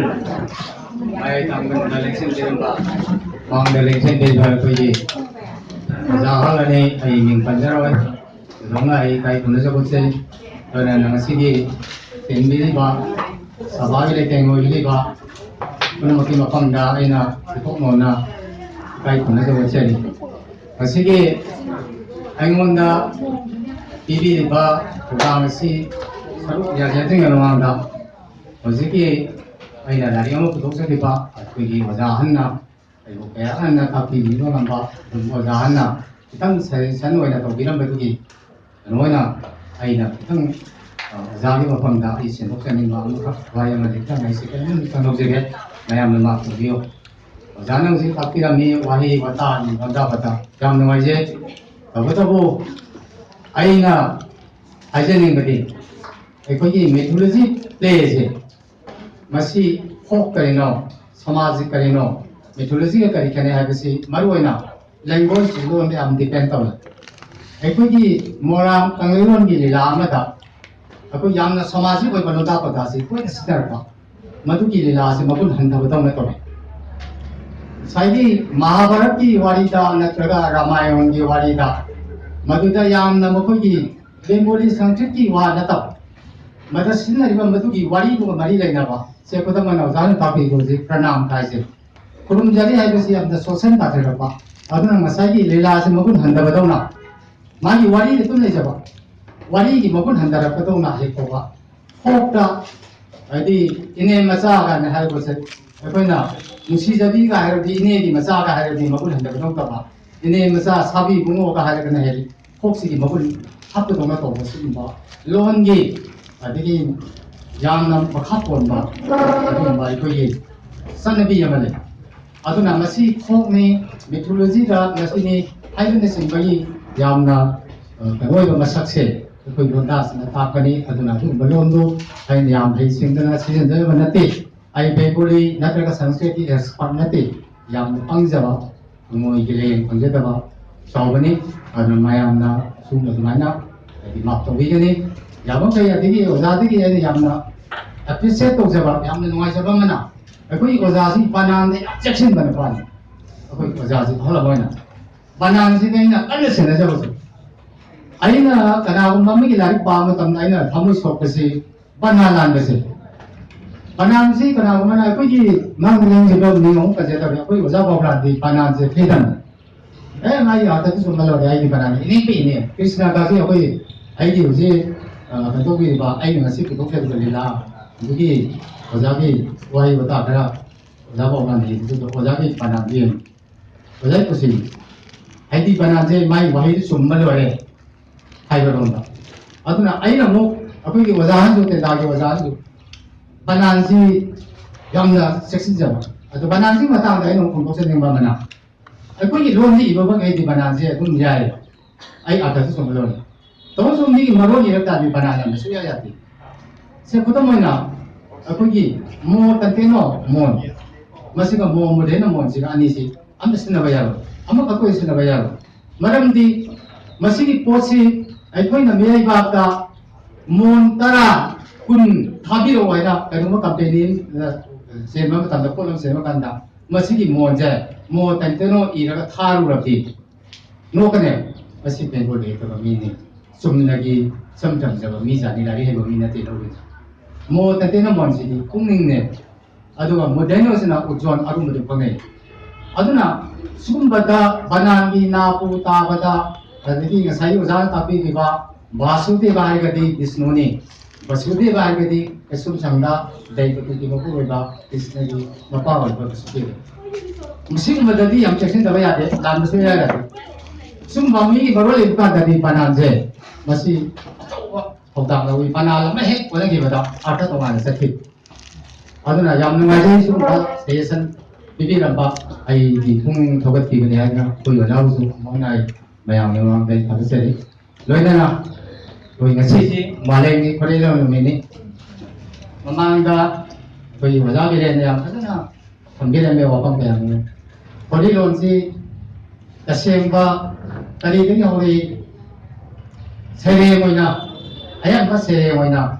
họ cái này hay gì asum ba jam sum vào công việc này rồi mà mang cái kuya rồi đó thì cái gì mà bà đó làm ai rồi nó tôi chỉ không đâu Jadi orang kami di betul juga saya mau pergi pun di mana kan. Betul benar. Apa ini pakan dah, semua yang pakan di pakan dah. Waring di mongga, ubah sabak udah tu lewat. Aduga pakan di sanda, magi mata kasih senerma. Betul benar. Atau di tunggu lewat buaya ni. Maybe maybe hantung di, tanpa porok awam di. Ada masih ibadah di Waring ko na mapak ba niya dumibig. Ato ka, poetry form na kita. Ato na, sumay na, ako di mabaw kasi yung sutra da, edi, ano ko na, slow ko na, ibig niya. Ato kasi matang, kailan pa na tarok na, tabi yung adi, tabi yung mahagat, biro, yung mahagat, sumusung, sandong lang na, basta ko yung waring, sumusung lang ko yun. Ato na, ako yung nasi di,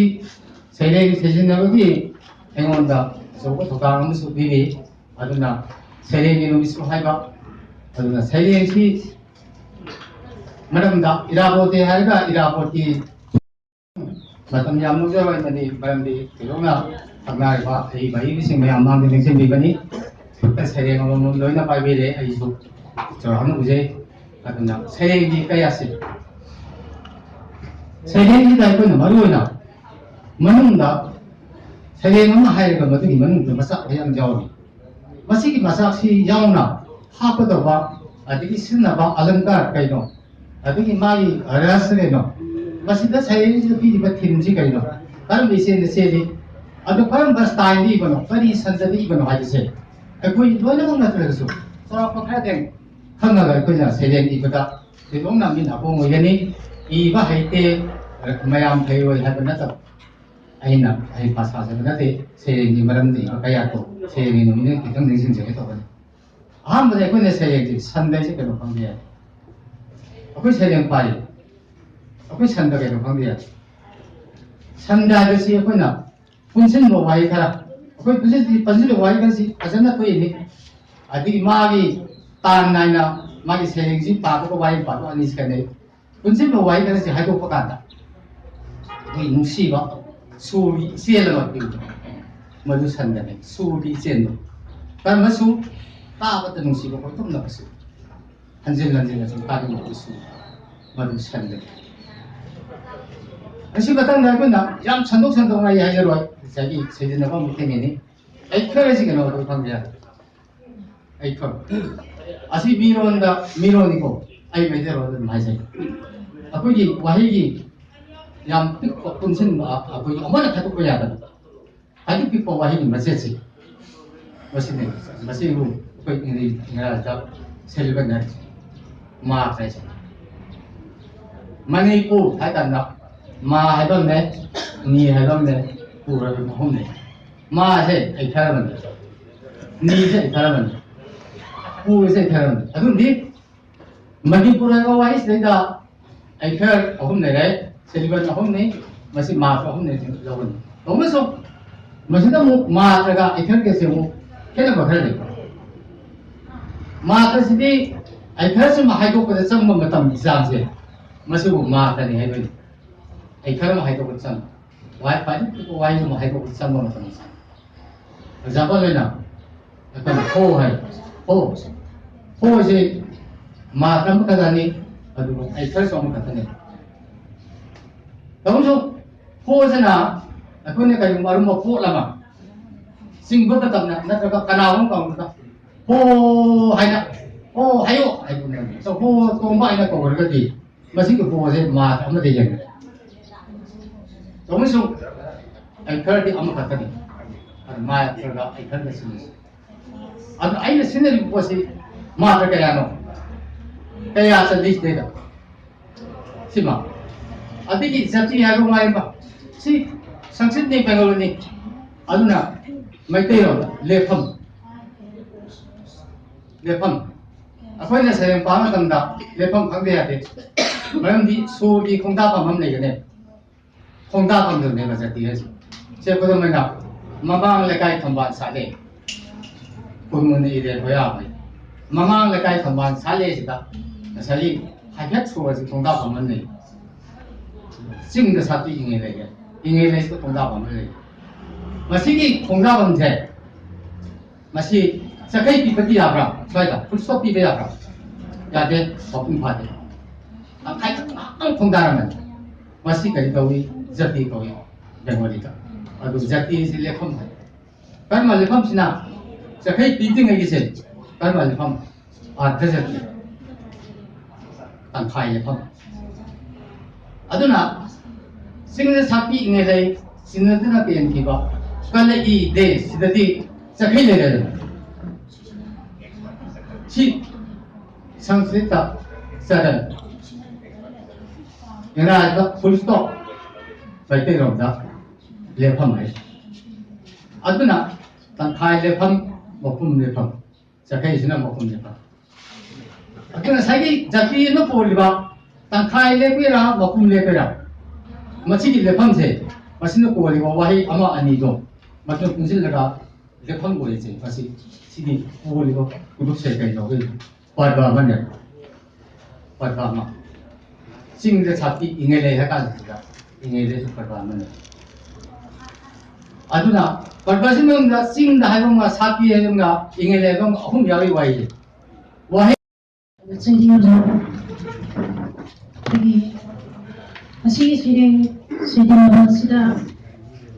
district wang matagi arah matagi sumaya yang pi mana maram koi naga koi anak pasimi oja analis bigra kasu koi kita santok senjen tok jage masih kita bakal ngapi gani lalu mana koi ini ba kumsha kaptani ya ragadi matam subi amna kaina logo da banate seringsi hongdagi lo phongtam saruk yamina si aina do jani nasi ki mangdani chimbiri ba bagi mamanya amna bauda sing khoriron ki nome asida makoi ki thamoi da phawa khoriron ki oiba tangdu leta ba do nasi ki sering tv le ba sindagi khampi la ba oja sinda so khana lopjari ahanba maktada masigi sire masigi ahanba sayo koina iramda masigi nupsijarabauja texan marami so sinabo masigi sire sayo asibo TV na bagita no nagkausanjani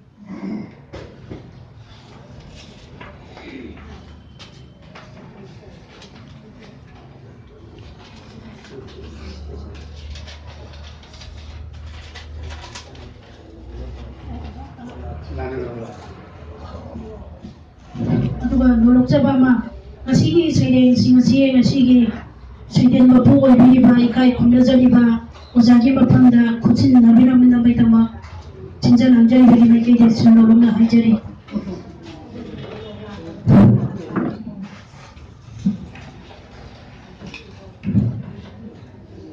kiba amak ai challenge amna tema paano hone sagi to bada ai gi ina ro umne mam gi pratna si tabani nuidri bani sorati du mayam sedin na hone bada yawjen nudigi ai aphung bama ai manu gi ta pai khar san bi ai matda ti sangli hai gi na bai mayam gi mun to gi ai gi si jaraba 세링기 마밍 셋나디시 하제이다 송속 송신기 한박시다 नेताना लुकमाइदं nganthuiri party na dustbin da tumhoi chung sing yam laga kuba khuduna lausin nei chawkhat lambi paklani oija oithak phangni side yai na da yai pambi ni pek pek tuna longneri ikhau langaba nunggo bisu ya doro nunggo laklani hajari huigang laba amungsu mabuk pena pijari thabak thangdaba sansenaha selgi award ba lehandi thabak thiriba mahairoi thabak hapini wasai chawkat pamba khunaida tumgi lambi uhande lauri machinda integrity ani suna punba yahande mapugi mingkai sonduna sanari gymnastic masana singyen pau tapi phangi pau yangi ahan ba phangba kudong chaba lepak mapu aikhoi gini arem apa dungin bagini wasak temsakna miyam gini lenga mapugi soifadraba mantani miyam na lairabagi pangkai nunga khallaba mihutna karorpati masini indian democracy bharat ki rajniti ki kanunda pangung nuhaiba janida vote kanna khomna ki yen khongba takide chingdadi sasan phauba vote kanna khomna ki miyamgi meeting hantaki chaba thakpa hengatki mireptagi sel lauraga vote thadariba voter sing ballot box mamanga bp stroke tausinu nganga kiba mikhal matamda voter singa sel yelaga vote kani khalliba mirep sing vote haidokpan nimita heart fail oisinu by election pangthoknaba haina kibani vote mamanga hani khana nganga kiba punamak loina kaunaki punamak loina kaunaki lanai waphamna maru oiraki leibak leiba yonbagi kaithelda mamal hunba ngamjadana ningba kaina halaki voter punamak mamang ay yasindre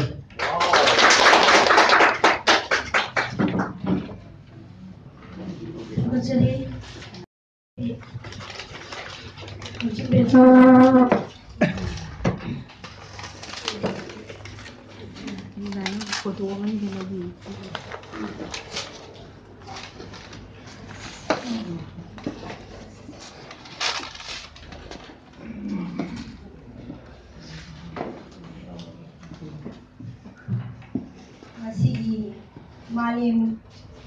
malengi kurirol nesda lengbi reiba pai leiku kam khai leitana adajari aigi sai mami karigi mahingno thabungtor nasa moyami hobi sanam nambige haibong tarong amata hadabiro thabungtor thabungtor nasa moyami hobi sanam nambige haibong tarong amata hadabiro thabungtor pari imo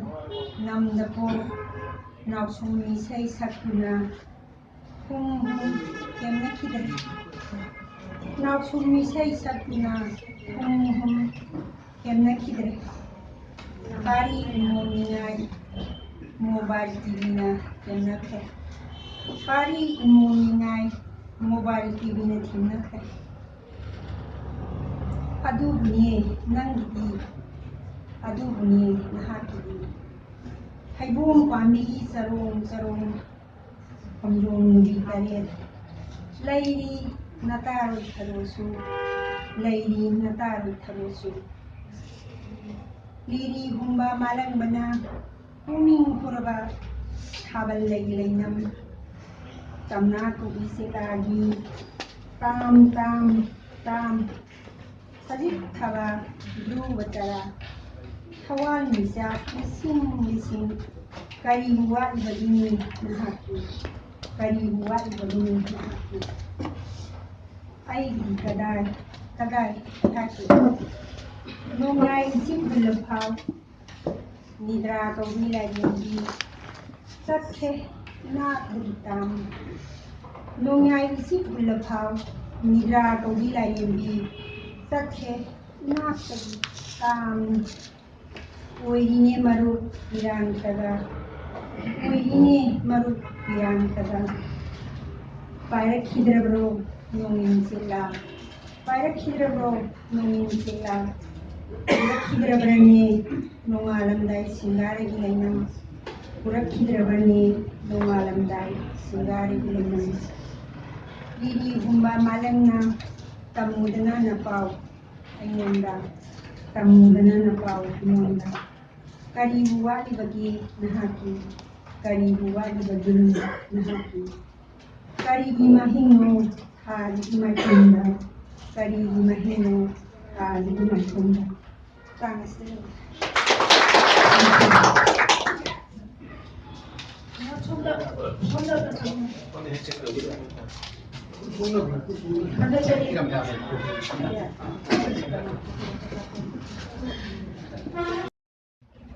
Saya terima kasih dan maka di sini waktu nama alam kita jadi hasil ini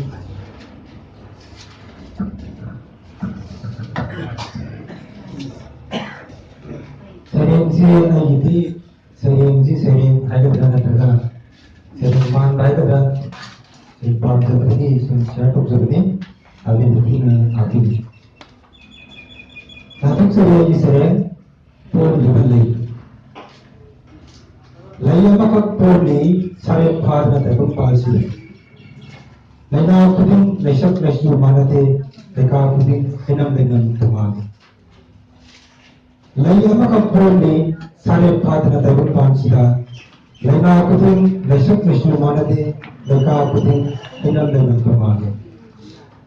Laykuram Amata Pon ni wa Layram Pon Phar. Laikon amata betul juga lerang berfungsi juga. Yang berfungsi juga dalam sida. Thasa thawan thawang kinalba suk namang bersaksa. Yang berfungsi juga dalam sida. Thasa thawan thawang kinalba suk namang bersaksa. Yang jadi terima senamai sehingga panjang dari lekam atau pemosina. Yang jadi terima senamai sehingga panjang dari lekam atau Taboisina. Lerang Sare Phar Sangsar Pumba Yadak Nabi Lerang Lenam Sempatunda. Yang jadi terima senamai sehingga panjang dari lekam atau Taboisina. Lerang Sare Phar Sangsar Pumba Yadak Nabi Lerang Lenam Sempatunda. Madu Hani Kizariba Kwai Tujungiba. Madu Hani Kizariba Kwai Tujungiba Prithivi Records the Pumba. Madu Hani Kizariba Kwai Tujungiba Prithivi Records the Pumba. Nuclear के शक्ति level लेनासना nuclear के शक्ति level लेनासना मुट प्रश्न लेनां से सारे भाव नमदना किए प्रश्न तंगोल काना अथन्नता मुट प्रश्न लेनां से सारे भाव नमदना किए प्रश्न तंगोल ताना अथन्नता लेकिन वावर प्रश्न बिना भी वाखन के लगन सो मुट प्रश्न लेनां से सारे भाव नमदना किए प्रश्न तंगोल ताना अथन्नता लेकिन वावर प्रश्न बिना भी वाखन के लगन सो Pun Krishna Punyamak Mika Mirakulum Pun Krishna Ram Pangakudiksu. Pun Krishna Punyamak Mika Mirakulum Pun Krishna Ram Pangakudiksu. Ain Sai Kalava Nungayusi. Pun Krishna Punyamak Mika Mirakulum Pun Krishna Ram Pangakudiksu. ꯑꯍꯤꯡꯁꯥꯒꯤ ꯀꯜꯂꯕ ꯅꯣꯡꯂꯩ ꯅꯨꯡꯁꯤꯠꯅ ꯌꯥꯝꯅ ꯊꯥꯡꯅ ꯄ꯭ꯔꯤꯊꯤꯕꯤꯒꯤ ꯋꯥꯡꯃꯗ ꯌꯥꯝꯅ ꯊꯥꯡꯅ ꯄ꯭ꯔꯤꯊꯤꯕꯤꯒꯤ ꯋꯥꯡꯃꯗ ꯑꯔꯤꯕ ꯁꯦꯟꯆꯨꯔꯤꯅ ꯆꯠꯈꯤꯕꯗ ꯄꯨꯝꯈ꯭ꯔꯁꯤꯅ ꯄꯨꯝꯅꯃꯛ ꯃꯤꯀꯞ ꯃꯤꯔꯥꯎꯈꯣꯡ ꯄꯨꯝꯈ꯭ꯔꯁꯤꯅ ꯂꯥꯜ ꯄꯥꯕ ꯈꯨꯗꯤꯡꯁꯨ ꯑꯍꯤꯡꯁꯥꯒꯤ ꯀꯜꯂꯕ ꯅꯣꯡꯂꯩ ꯅꯨꯡꯁꯤꯠꯅ ꯌꯥꯝꯅ ꯊꯥꯡꯅ ꯄ꯭ꯔꯤꯊꯤꯕꯤꯒꯤ ꯋꯥꯡꯃꯗ ꯑꯔꯤꯕ ꯁꯦꯟꯆꯨꯔꯤꯅ ꯆꯠꯈꯤꯕꯗ अनौभव मिलेनियम लापसिदा पुरवस्नु शांति पूर्व बसंता अनौभव मिलेनियम लापसिदा पुरवस्नु शांति पूर्व बसंता पुरवस्नु यनि जाति कुति की था मोंदा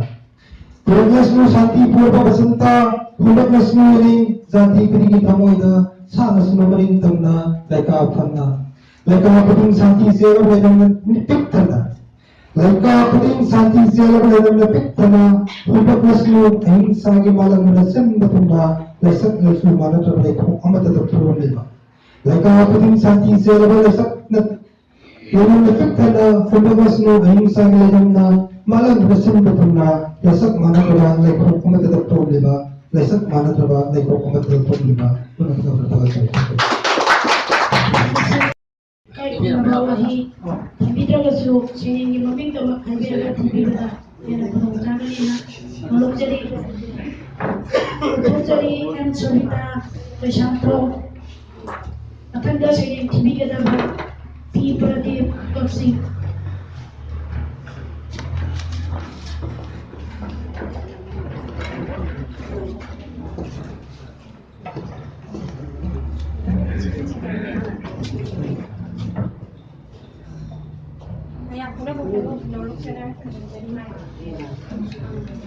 ꯑꯩꯒꯤ ꯁꯩꯔꯦꯡꯁꯤꯒꯤ ꯃꯃꯤꯡ ꯀꯜꯂꯛꯄ ꯂꯥꯛꯂꯕꯗ ꯀꯜꯂꯛꯄꯒꯤ ꯋꯥꯈꯜ ꯇꯔꯥꯝꯅꯗꯤ ꯑꯣꯛꯂꯣꯏ ꯊꯋꯥꯏꯁꯤꯅꯗꯤ ꯊꯦꯡꯂꯕꯁꯨ ꯑꯩꯒꯤ ꯍꯛꯆꯥꯡꯗ ꯀꯜꯂꯛꯄ ꯃꯥꯒꯤ ꯋꯥꯈꯜꯅ ꯉꯝꯂꯣꯏ ꯑꯩꯕꯨꯗꯤ ꯅꯪꯅ ꯁꯨꯔꯛꯄ ꯉꯝꯂꯣꯏ ꯑꯩꯕꯨꯗꯤ ꯅꯪꯅ ꯁꯨꯔꯛꯄ ꯆꯪꯂꯕꯁꯨ ꯅꯍꯥꯛꯅ ꯂꯣꯟꯅ ꯑꯃꯝꯕ ꯂꯝꯕꯤ ꯊꯤꯗꯨꯅ ꯂꯩꯒꯅꯤ ꯑꯩꯗꯤ ꯅꯪꯅ ꯂꯩꯔꯣꯏꯗꯕ ꯃꯥꯏꯀꯩꯗ ꯅꯍꯥꯛꯅ ꯎꯔꯣꯏꯗꯕ ꯑꯉꯥꯡ ꯊꯤꯔꯕꯁꯨ ꯑꯩꯒꯤ ꯃꯥꯏꯀꯩ ꯑꯔꯦꯝꯕꯒꯤ ꯅꯍꯥꯛꯀꯤ ꯊꯧꯔꯥꯡ ꯉꯝꯂꯣꯏ ꯑꯩꯕꯨꯗꯤ ꯅꯪꯅ ꯇꯥꯟꯅꯕ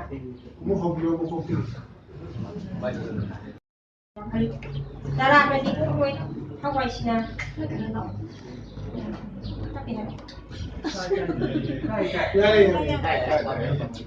ꯊꯦꯡꯂꯕꯁꯨ ꯑꯩꯒꯤ ꯍꯛꯆꯥꯡꯗ ꯀꯜꯂꯛꯄ ꯃꯥꯒꯤ ꯃꯈꯨꯠꯅ ꯉꯝꯂꯣꯏ ꯑꯩꯕꯨꯗꯤ ꯅꯪꯅ ꯁꯨꯃꯠꯄ ꯉꯝꯂꯣꯏ ꯑꯩꯕꯨꯗꯤ ꯅꯪꯅ ꯁꯨꯃꯠꯄ ꯆꯪꯂꯕꯁꯨ ꯅꯍꯥꯛꯅ ꯂꯣꯟꯅ ꯑꯃꯝꯕ ꯂꯝꯕꯤ ꯊꯤꯗꯨꯅ ꯂꯩꯒꯅꯤ ꯑꯩꯗꯤ ꯅꯍꯥꯛꯅ ꯎꯔꯣꯏꯗꯕ ꯑꯉꯥꯡꯕꯗ ꯊꯤꯔꯕꯁꯨ ꯑꯩꯒꯤ ꯃꯥꯏꯀꯩ ꯑꯔꯦꯝꯕꯅꯤ ꯅꯍꯥꯛꯀꯤ ꯊꯧꯔꯥꯡ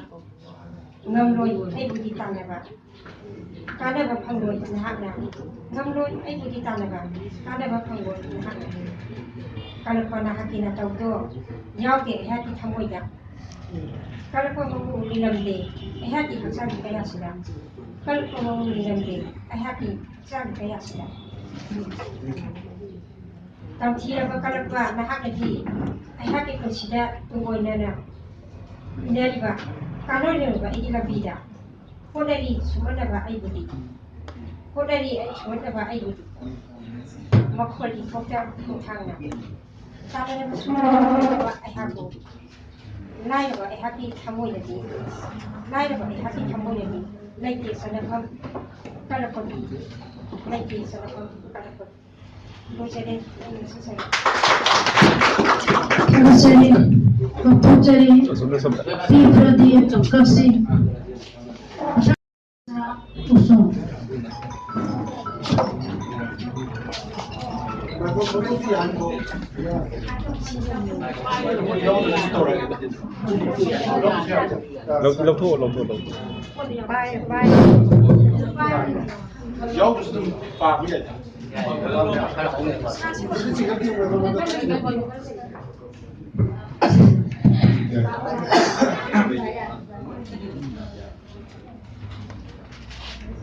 Democracy. Lending aina lupa anegi. Lending aina lupa anegi. Saba bonanaba. mayam ki democracy ama sot pai haleng ga ai se mahosai cha ma nga tapi pol ai sing uru bata lengam dare ai democracy uru bata lengam dare ai democracy ani ki to tarai bau tam drakam da has kam phone is sili ngai huri sajen bi sayam guda democracy henozong yumbal tai democracy henozong yumbal tai demo game view Mirik ki babo samuk mamai da Gandhi Satpi Dakinali kezi on Mukhai mayum wazaungan Tulamudo Yosabi onki kaina thang wanung kumda lakpata lai rabati labakta lai laitari lenung sangbati diklamda kiu lepdare lenung sangbati lambida kiu lepdare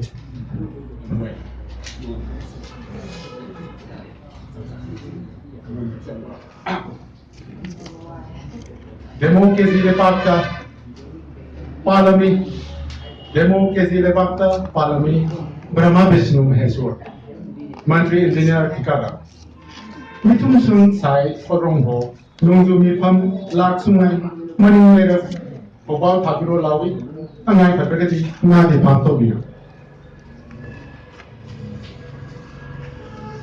Taret Pena di Kwachanda Arangba Mayado Koi Pana Basai Hazai Maitung Hai Masimedi Hairisi Luko Pike Tangling a Talakshida Taha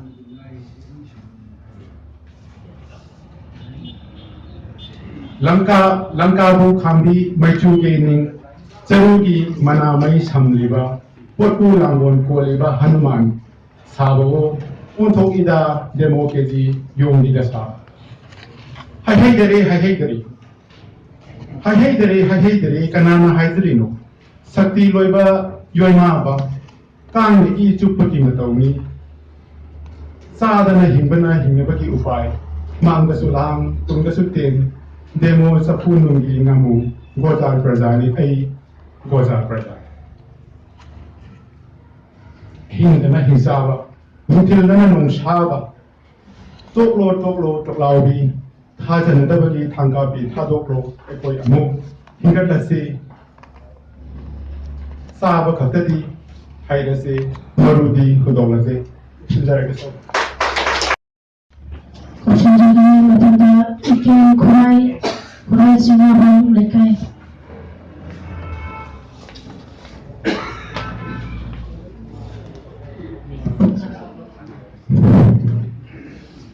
Ahan Mamakata Tinbiri Bakuna Makuti Kokno Krumjari Aigi Sarengi Maming Ima Bisaita Saiwal Langon Yambi Imani Ima Mahaki Saklondi Laimaren the Lady Laimaren Sidabi Nongpok the Lady Nongpok Pang Toibi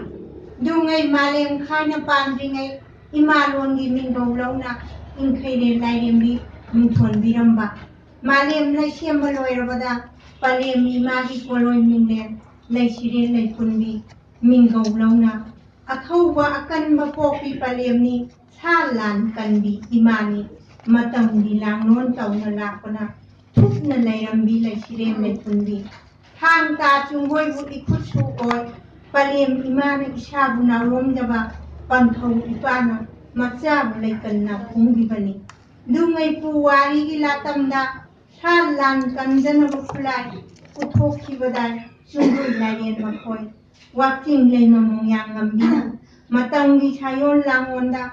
Taibangi Awat Palaita Pibiba Palemi Fiji Pairaga Matsama Akiba Hava Popa Pumna Makimarudi Masani Mama Matsagi Aset Maribi Ling Padra Palem Imani Pumna Mapu Aroi Boyno Pumna Punjan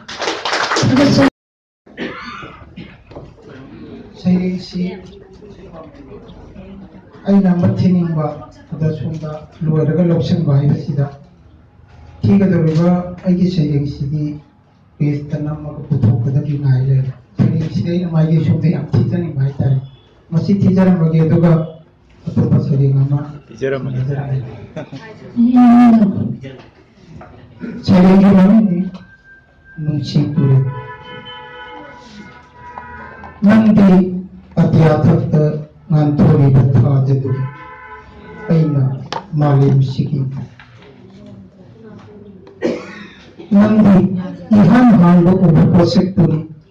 여호라고 이쁘다. 너희들 이꼴꼴도 우리 포색들이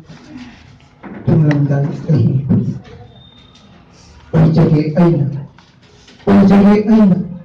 nangi manda uwasatamsi ujjage aina tantanay na huliwa nangi tamogi mihul tantanay na huliwa nangi tamogi mihul ujjage aina nangi sumbanarbhatiyagi laysi karigumba nangi namit ang mayum sangkrasu karigumba nangi namit ang mayum sangkrasu hinarakani aina amamba numidamoyna nongalamday po leptanasu karigumba nangi saktang na udrabasu imisinayegani atiyata tagot taring ngali batawamisa masing ti-tido kunjom nubitay darubatara sajik tapa amatachithada adu karigumbadan kudur bisina irugan hanglamalanda nangi minglembo kayaran hanjin nangi minglembo kayaran hanjin nal turel maligi hoidini sanglabasu samba hele aidi mungsi turel samba hele aidi mungsi turel karigumbanan thamiyang laikhabasu yawakani aidi mungsi turelna thietna khoina dubo nahakna leiba mafamda thietna khoina dubo nahakna leiba mafamda punamako kurumda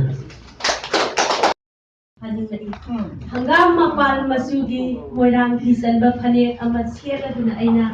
jorpur amana khwanga khwangchet kanala isung imanabi kaya ga yumthong khuding sanguna isung imanabi kaya ga yumthong khuding sanguna konjel hauna law horibola Sial khara hapiu kana lege sial khara hapiu kana lege piramge nuai yai saba unsi sangna leinaba piramge nuai yai saba unsi sangna leinaba lang guna nok khena harau nungai na chatmina kiba matamdo yamna nungai singhi samba lang masugi fijol laitengduna singhi samba lang masugi laitengduna Hauri thadi lay lambida masak phajaba pakhangna koitan tanaraga maida abel tairamba masak phajaba pakhangna koitan tanaraga maida abel tairamba ikaina sauna sairaga pakhangi khungrauda yalubada pakhang koge segai khiba nasida oiraboy khalli Katumda kanagi lampaka thabal lege khangduna thikiba thabal songpham dolgi makol hekta bada sak phawba chaba kauduna maki semduna ima pabungna saiba ibungsingna thabal satpa thinglabasu akiba phawdana ke tharaga satkiba thabal songba akiba phawdana ke tharaga Sakkiba thabal songba dolgi tantha marakta songki nungaina thabaldo dolgi tantha marakta songki nungaina thabaldo ketha nautha thek tuna tan chana songkiba ketha nautha thek tuna tan chana songkiba wakhal maka lamna songlingai sahen ba pakhang ningthibana khutche pat thadalaga sahen ba pakhang ningthibana khutche pat thadalaga pairi engonda thabal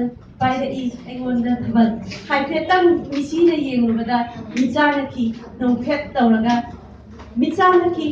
tawraga sagal saya tikna dong katakum tar katakum dong katakum tar katakum as nungai matam do as nungai matam do mau ka haido oining de yaw chang la le khal bada ita le sa pa ning le hau ita le sa pa ning le aro boina mana se bin no se para ai para lo kan da ni para kan da tapi no bale ta na ai pura lo betul na le kasi tangai se na araba di kanising ai hising mayam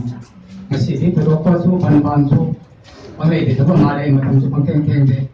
ada ai ni am na se ning ba ka dum ba pun mo ne so tin na ma ga keng de wa za an sing na bakka ka ai ngang hi ba ka su ya bang ki so tin na ga 세팅 나머지가 먹은 반지하고 와카론도다 아버지가 나는 뭐 이놈아 매암들은 소신을 아는 야르디 자기 바보가 타와야로 바비 그것도 맞고 다 저기 땅 타와야로 다민나지야로 바보 굉장히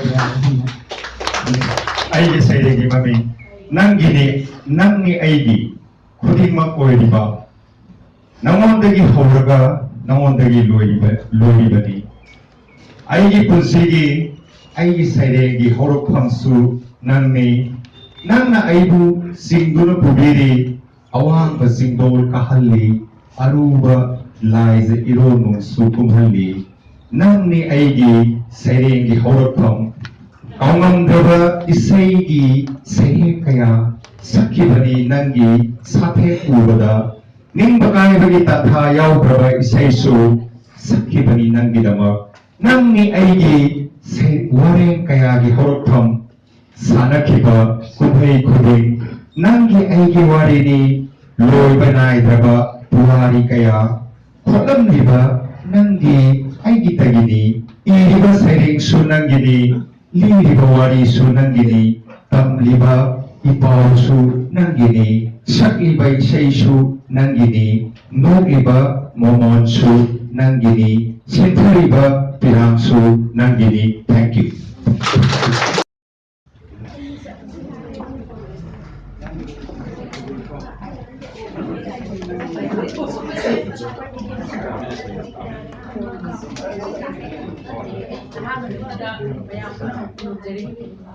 Happy say maming ngamba ngamba lagi ngamba ingam ta ngamba ba itraba ngamba masuk na paliba pata ba sa putong apung mada to lai to tungning to ining to day angamba kupi kuyai kulotpi sanay makhang da thep sana thok usin lan thok sin mangan tahan wajau ngangje kadi to jay azumaran khantha jada angamba ramjalan thek muthat pi minglen kaya ngami ko ngamdaba ka nati ko hinghan ba sumungami ngamdaba ka nati ko hinghan ba sumungami na thei bira duna mara na thei bira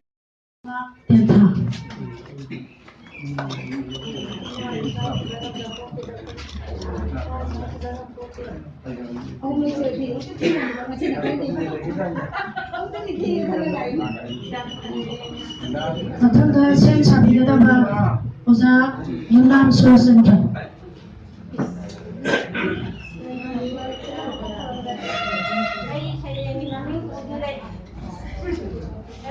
Laban mengajarkan pembinaan wisata dari Mangrama itu tuna is fakta mereka inti mereka untuk berdenang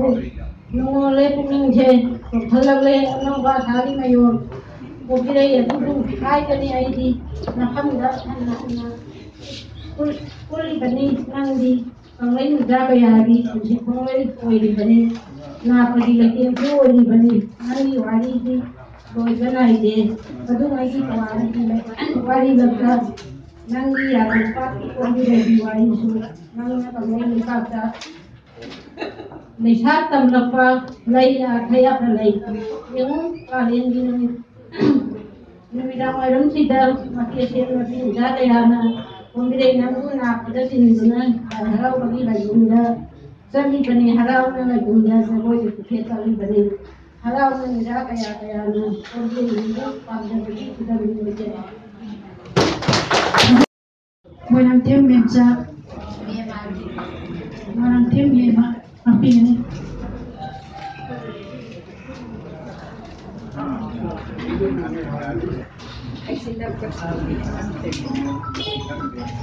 ꯑꯩꯗꯤ ꯀꯩꯁꯨ ꯈꯪꯖꯕꯁꯨ ꯅꯠꯇꯦ ꯄꯥꯝꯖꯕꯒꯤ ꯊꯣꯛꯆꯔꯛꯄꯅꯤ ꯁꯣꯏꯈꯤꯕ ꯌꯥꯎꯔꯕꯁꯨ ꯃꯄꯤ ꯇꯝꯕ ꯑꯉꯥꯡ ꯂꯥꯏꯔꯤꯛ ꯃꯄꯤꯗꯅꯤ ꯇꯝꯍꯧꯕ ꯑꯍꯥꯟꯕ ꯃꯛꯇꯗ ꯑꯩꯒꯤ ꯁꯩꯔꯦꯡꯒꯤ ꯃꯃꯤꯡ ꯂꯣꯛꯇꯥꯛ ꯂꯣꯛꯇꯥꯛ ꯏꯃꯥ ꯅꯨꯡꯁꯤꯕꯤ ꯂꯣꯛꯇꯥꯛ ꯏꯃꯥ ꯅꯨꯡꯁꯤꯕꯤ ꯂꯣꯛꯇꯥꯛꯅ ꯅꯨꯡꯁꯦꯜ ꯑꯣꯏꯕ ꯂꯝ ꯊꯥꯡꯖꯤꯡꯅ ꯎꯐꯝ ꯑꯣꯏꯕ ꯂꯝ ꯂꯣꯛꯇꯥꯛ ꯄꯥꯠꯀꯤ ꯃꯌꯥꯏꯗ ꯍꯩꯀꯛꯅ ꯁꯦꯝ ꯁꯥꯕ ꯂꯝ ꯇꯔꯥꯝꯅ ꯏꯃꯥꯏ ꯇꯨꯕ ꯂꯝ ꯂꯦꯝꯂꯩ ꯉꯥꯅ ꯁꯥꯟꯅꯐꯝ ꯊꯔꯣ ꯊꯝꯕꯥꯜ ꯁꯥꯠꯄ ꯂꯝ ꯈꯣꯏꯃꯨ ꯁꯝꯕꯨ ꯄꯥꯏꯕ ꯂꯝ ꯈꯣꯡꯒꯤ ꯆꯦꯔꯥ ꯆꯥꯛꯇꯥꯐꯝ ꯈꯨꯊꯨꯝꯅ ꯇꯨꯝ ꯈꯣꯡꯕ ꯂꯝ ꯁꯖꯤ ꯁꯉꯥꯏ ꯁꯥꯟꯅꯐꯝ ꯃꯔꯪꯅ ꯂꯤꯔꯤ ꯍꯨꯜꯂꯛꯄ ꯄꯥꯝꯕꯣꯝ ꯃꯅꯥꯒꯤ ꯈꯨꯕꯣꯝꯅ ꯏꯪꯅ ꯖꯒꯣꯏ ꯁꯥꯕ ꯂꯝ ꯂꯣꯛꯇꯥꯛ ꯄꯥꯠꯀꯤ ꯀꯌꯥꯏꯗ ꯀꯥꯂꯦꯟ ꯃꯥꯟꯕꯤ ꯀꯌꯥꯅ ꯋꯥꯒꯩ ꯍꯤꯕꯨ ꯇꯣꯡꯗꯨꯅ ꯈꯨꯠꯇ ꯅꯧꯔꯦꯟ ꯄꯥꯏꯗꯨꯅ ꯍꯤꯔꯨ ꯇꯦꯡꯃꯥꯏ ꯂꯦꯞꯇꯨꯅ ꯏꯟꯒꯤ ꯏꯟꯊꯥ ꯄꯨꯕ ꯂꯝ ꯂꯦꯝꯂꯩ ꯉꯥꯕꯨ ꯐꯥꯕ ꯂꯝ ꯇꯥꯏꯕꯪ ꯃꯤꯒꯤ ꯀꯥꯡꯖꯐꯝ ꯄꯨꯟꯁꯤ ꯆꯦꯡꯖꯦꯜ ꯍꯥꯞꯄ ꯂꯝ ꯂꯣꯛꯇꯥꯛ ꯏꯃꯥ ꯅꯨꯡꯁꯤꯕꯤ ꯂꯣꯛꯇꯥꯛ ꯏꯃా ꯅꯨꯡꯁꯤꯕꯤ ꯄꯨꯝꯅꯃꯛꯄꯨ Sato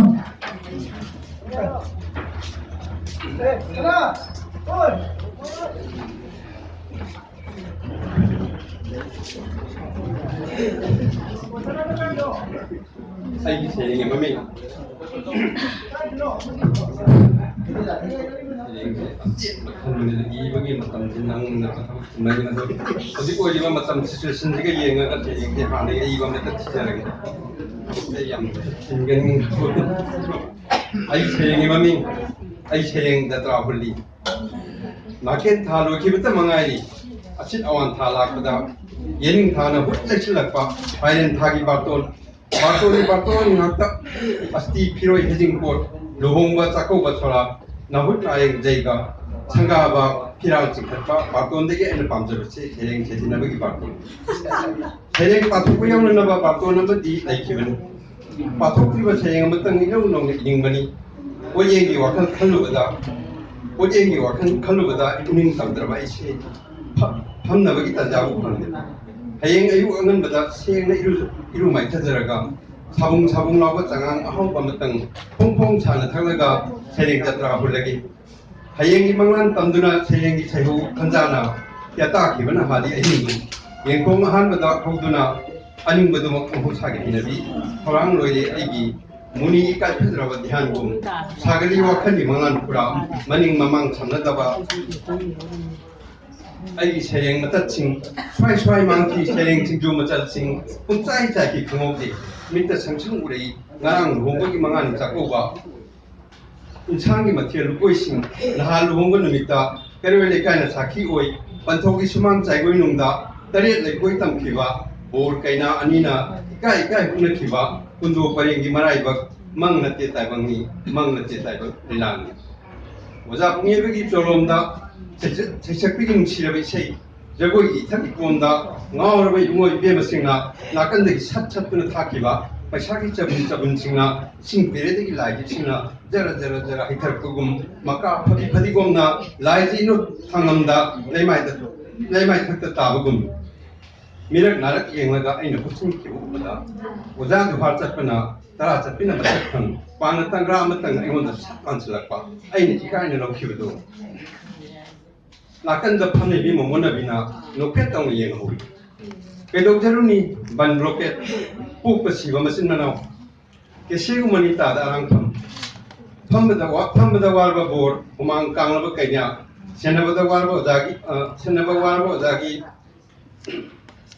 ꯈꯨꯅꯤꯡꯗꯅ ꯈꯨꯕ ꯂꯣꯛꯈꯨ ꯇꯟꯖꯥ ꯅꯥꯟꯊꯣꯛꯈꯤꯅꯤ ꯃꯇꯥꯒꯨꯝ ꯃꯤꯀꯨꯞ ꯅꯍꯥꯟ ꯁꯦꯟꯅꯈꯤꯕ ꯏꯕꯨꯡꯉꯣ ꯀꯦꯃꯦꯔꯥꯃꯦꯟꯒꯤ ꯂꯝꯖꯦꯟ awa nungai manglanda ai yo kan mopong nari so sang na honduna na son ping na so deki bani hoki ba punsi na hokra su asa ki mayon di tekri kali gumada punsi nang na mapuk se han ba ya na ba mathang mapuk langonda apa phat ta punamak ate akai khundok lam haina singna palagi khangok da na akha arau lak pagum yumburam bina ya kai se sanglai awai khum chilok na seroi se oina aina pakhum kibani santi ong santi ai sereng da trawali santi ong santi ai sereng da trawali thank you 공정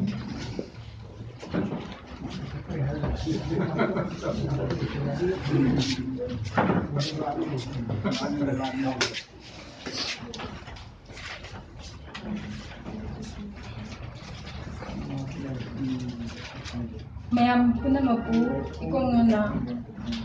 kulam jabaga loinana ikai kumazare lanthok chagadoriba serengi maming yening thanangna lakpada korogi mang boy sanasam tenta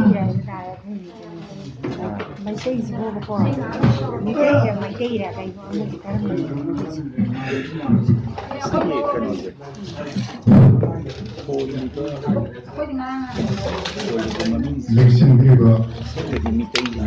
wada driba mitay ay mitay ai saring bani maramje doina animak layo oyindre ai may sinaga ay haduna mitay manipur sobi ko pangandam aduga milyon manipur mitay ay bisna karigi mitay hain dia ba shag dam khai kanban ngam ikai apa oyindre ba ai di mitay jati amakta ai lamba salak pamatam Sairau sebab mukti kaum sedang makan. Beri kita mak untuk kutip dan izat ngar pakai jumlah hubung dalam ikai ID boleh kita beri orang beri ID. Sahih supaya rau kumai muat dalam dalam. Kita muktamada haling dalam dalam. Nepal tanpa ini dalam dalam. Hojik mengajar lori kan dalam dalam. Ikai ID boleh kita beri orang beri ID mana. Akan bana asum basak pelamdam, sini tiba haibna bersinggo oi pelamdam.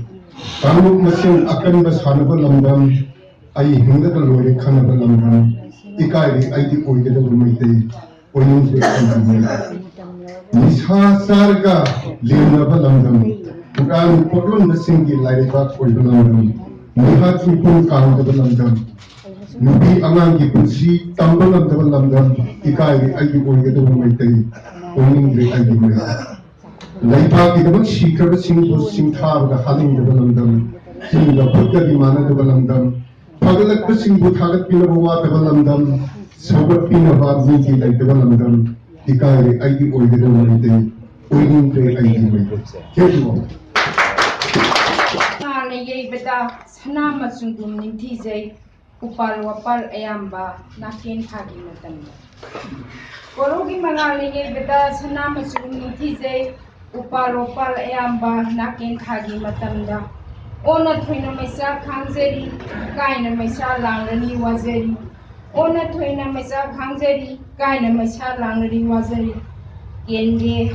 haisu kengamda lekige haisu lengamda temsing nakibane thangi ulenbu kamla puru karbi atingbo usaya grabi Orang bangan babungai redena. Temcing lagi bani ni thangi ulenbu hai ka malai sumbre hai palai pal kayana yening thabungai redena. Kaina ramdai saktam loduna lachin nong phaina koi pai khikthar kibani malem thakta nungdo laijana amitra oi khikthar kibani malem thakta nungdo laijana amitra oi Pisak tingna nungsina tumtik tumna kanasu undana yening thagi kumhai yaujana ba ngaiduna leiramle mahaki nungsibi yening thala pati tensil hale sanglamba ahi sangdok hale telamba ahi su tensil hale sanglamba ahi sangdok lamle telamba ahi su lagle anoba asasu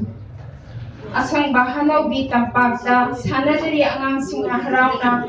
sari jagoi telangana malangi ithak ipomda hirang lerangi mapanda nganglari phangcheng khoimna taruba malem taruba atiyama koina loi ukiba yengbada punung huna phajari ahal matam oiraba momon minok tamjari uraga thamoi penjari ahal matam oiraba momon minok tamjari uraga thamoi penjari ningching hale haukhaba wari bu khorang hale puning wakhalsu yening thalangna lapada thalangna lapada resindre 이제 론 마이 고금 내려면 트라이거리 군트레스리 너무 폼도 Serengi maming 트라이판 apang 마이 트라이판 제 라이스 Nabiswas. 하이바 거기 그나서 루왕이 그제 Hazenarami miyoibana 아주나 Ingay sayasna Laini haina Nimit habu Kurumnarami Pai pusna Di nimit pudingi Ngasidi Payamle punama Praha Awi masibu Panghasanami Nyangnarabi asumna Angaw bapakpa Laigi sekini Langjeru begini maran Nahan mukti bapokta Hangbang ngamlaroy da balay tumni kutsigi Adubu Payamle Mahig na sadok palay na Halele na sibu Yan amri Langjeru bagi maran Payamle punama Panghasanami Kadarabi mamangay da Laini haina Kamay khasibu Payamle pataba si Pusti lenabu Langnarapani idagi Ipai pugi Adubu Payamle Langnagan balay na Mahigpang na nasumpa Payamle punama Apang khasibu Honari Malenda Mother Teresa ki maming Kaunadri ngasi Pamba Forest Nightingale Karigidamak Awa Nangi Timbang Gidamak Halak ting ngasi di amok Kok pangamlaroy dara Kok pangamlaroy da balina di Senja Matam sige punay di Ikap tholok kadagi karm basahi sada Senja Mahay ni Pagkhasan na di Manipur से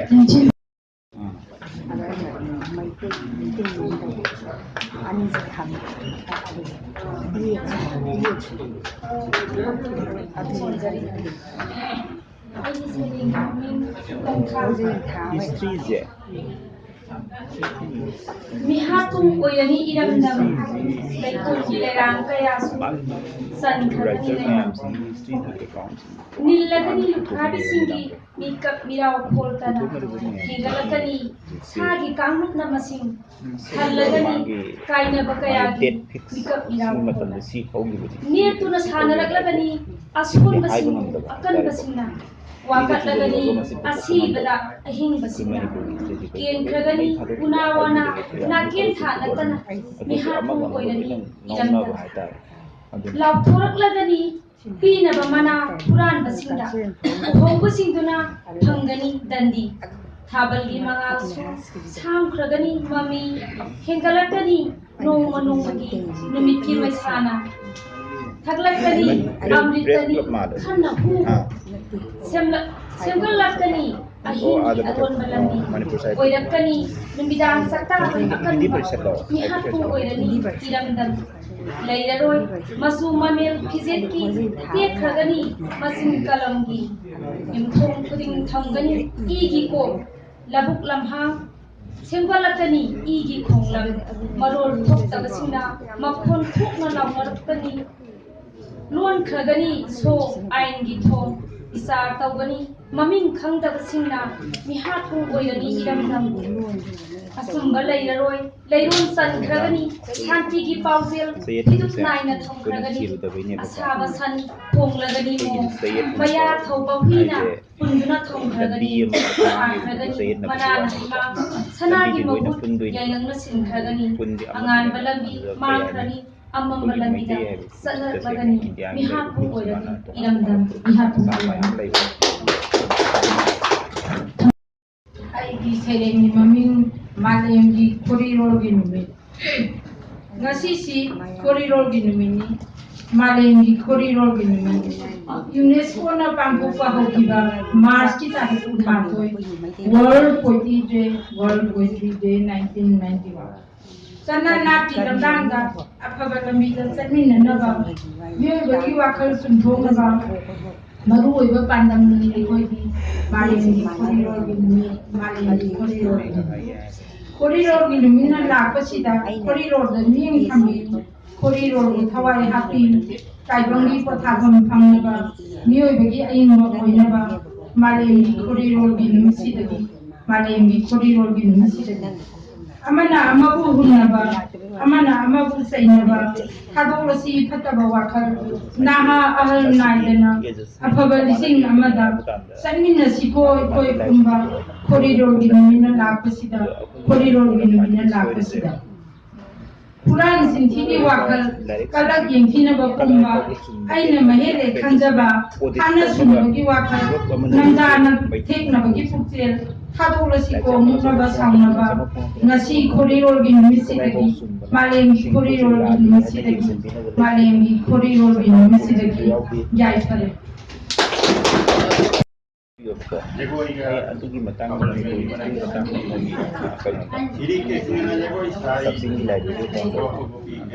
ꯑꯅꯤꯔꯛ ꯑꯍꯨꯝꯂꯛ ꯌꯥꯎꯋꯦ ꯀꯛꯆꯤꯡꯒꯤ ꯂꯩꯔꯤꯕ ꯀꯩꯅꯣꯁꯤꯡ scholar ꯃꯌꯥꯝ ꯂꯩ ꯃꯣꯏꯅ ꯍꯥꯏꯕꯗ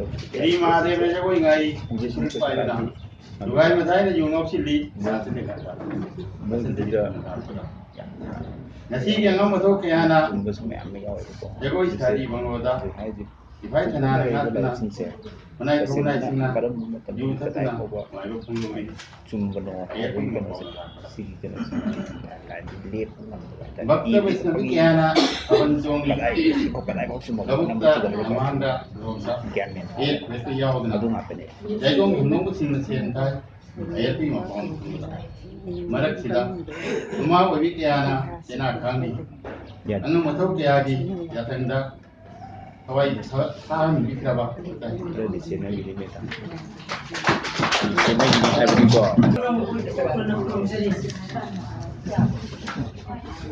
ꯍꯥꯏꯖꯔ ꯑꯩꯒꯤ ꯁꯩꯔꯦꯡꯒꯤ ꯃꯃꯤꯡ ꯈꯣꯟꯖꯦꯜꯗꯣ ꯇꯥꯈꯤꯗ꯭ꯔꯦ ꯈꯣꯟꯖꯦꯜꯗꯣ ꯄꯨꯛꯅꯤꯡ ꯅꯤꯡꯈꯤꯕ ꯃꯇꯝꯗꯨꯒꯤ ꯑꯥꯏꯗꯦꯟꯇꯤꯇꯤꯒꯤ ꯈꯣꯟꯖꯦꯜꯗꯨꯒꯤ ꯃꯍꯨꯠꯇ ꯌꯥꯛꯂꯕ ꯏꯟꯖꯤꯟꯒꯤ ꯃꯈꯣꯟꯇꯅ ꯅꯤꯜꯂꯦ ꯉꯁꯤꯗꯤ ꯑꯃꯅ ꯉꯥꯡꯕ ꯑꯃꯅ ꯇꯥꯅꯗꯕ ꯃꯇꯝꯗꯣ ꯅꯨꯡꯁꯤꯔꯛꯏ ꯈꯪꯅꯤꯡꯁꯤꯡꯂꯨꯕꯗ ꯁꯟ ꯂꯥꯕ ꯄꯥꯕꯣꯠ ꯃꯥꯡꯗ ꯊꯥ ꯗꯥꯡꯒꯣꯟ ꯄꯥꯟꯅ ꯁꯝꯄꯣꯠ ꯈꯣꯏ ꯆꯥꯎꯔ ꯁꯥꯖꯩ ꯄꯥꯏ ꯃꯅꯝꯗ ꯈꯩ ꯐꯨꯈꯤꯕ ꯑꯥꯏꯗꯦꯟꯇꯤꯇꯤ ꯗꯥꯎꯅ ꯅꯤꯜꯂꯤ ꯉꯁꯤꯁꯨ ꯅꯥꯀꯣꯡꯗ ꯇꯥꯏ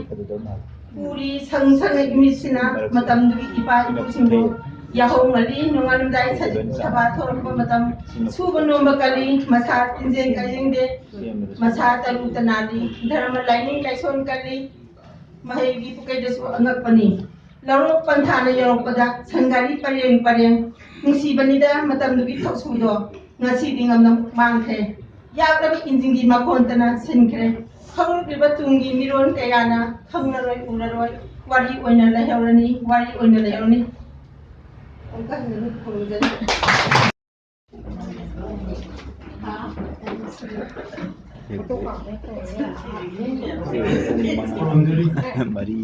ꯑꯩꯒꯤ ꯁꯩꯔꯦꯡꯒꯤ ꯃꯃꯤꯡ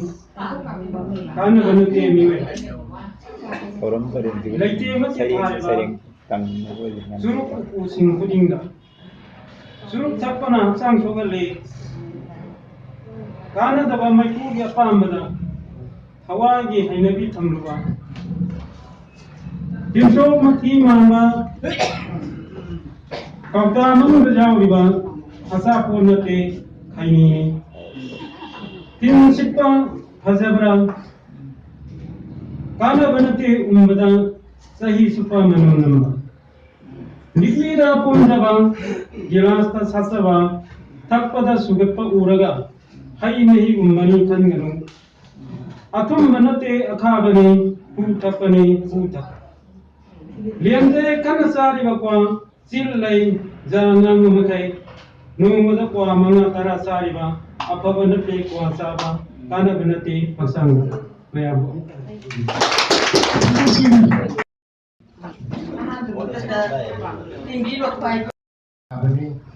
ꯁꯨꯕꯗꯤ ꯃꯎꯟ ꯂꯩꯅꯤꯡꯗꯕ ꯆꯥꯕꯗꯤ ꯇꯤꯜꯍꯧ ꯊꯤꯕ ꯑꯍꯥꯎꯕ ꯌꯥꯝꯅ ꯈꯪꯕꯅꯤ ꯑꯁꯤꯡꯕ ꯃꯆꯤꯟ ꯃꯔꯩ ꯄꯥꯟꯕꯅꯤ ꯃꯍꯩꯔꯣꯏ ꯁꯨꯡꯑꯣꯏ ꯑꯣꯏꯔꯛꯇꯅ ꯑꯣꯖꯥ ꯉꯥꯛꯇ ꯑꯣꯏꯕꯅꯤ ꯑꯗꯨꯕꯨ ꯌꯦꯡꯉꯨ ꯈꯣꯏꯔꯣꯡ ꯆꯥꯅꯕꯤ ꯆꯥꯅꯕ ꯃꯥꯂꯦꯝ ꯏꯃꯥꯒꯤ ꯂꯩꯍꯥꯎꯗ ꯍꯧꯔꯤꯕ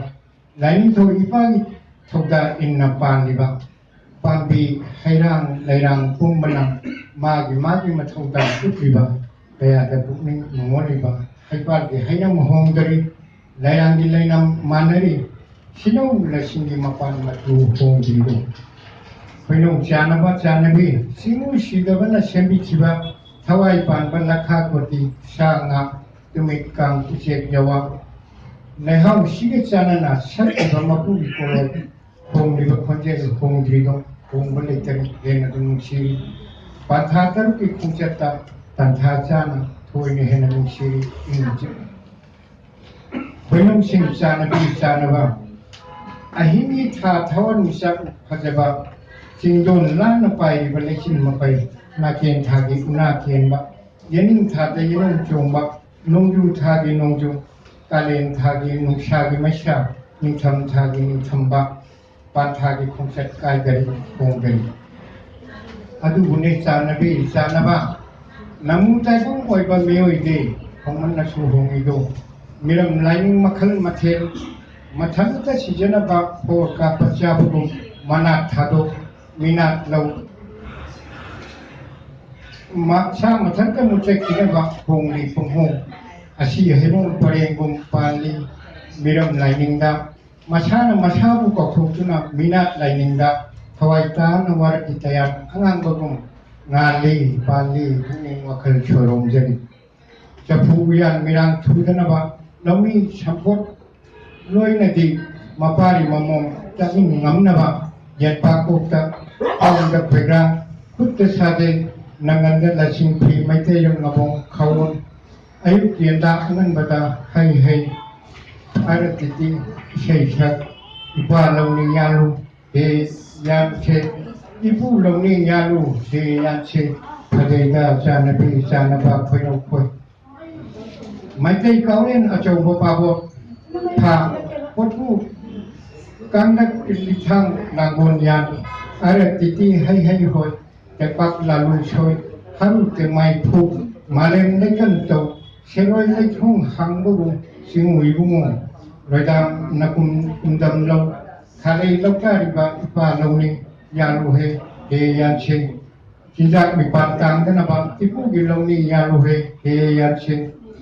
lawni sampot oina titi ngombulong na ba sade thana titi hoirakpa maitei sanjau ani do titi ngombulong na ba araga titi ga inara kanna inara titi ngombulong rakpada khangong ge langol ge lungkhum na sathong amada thindat khare mikuk jula ina kumang ngang khare pabai ete sampot roi kumang ji taraduna khutti sade malem le jung sanda amuk yeng longkhungda amuk yeng ida amuk yeng nuksina shaunina hairi hesan nang mi oroi ko masigi sanche mi di chuai oroi mi di chuai oroi yai phare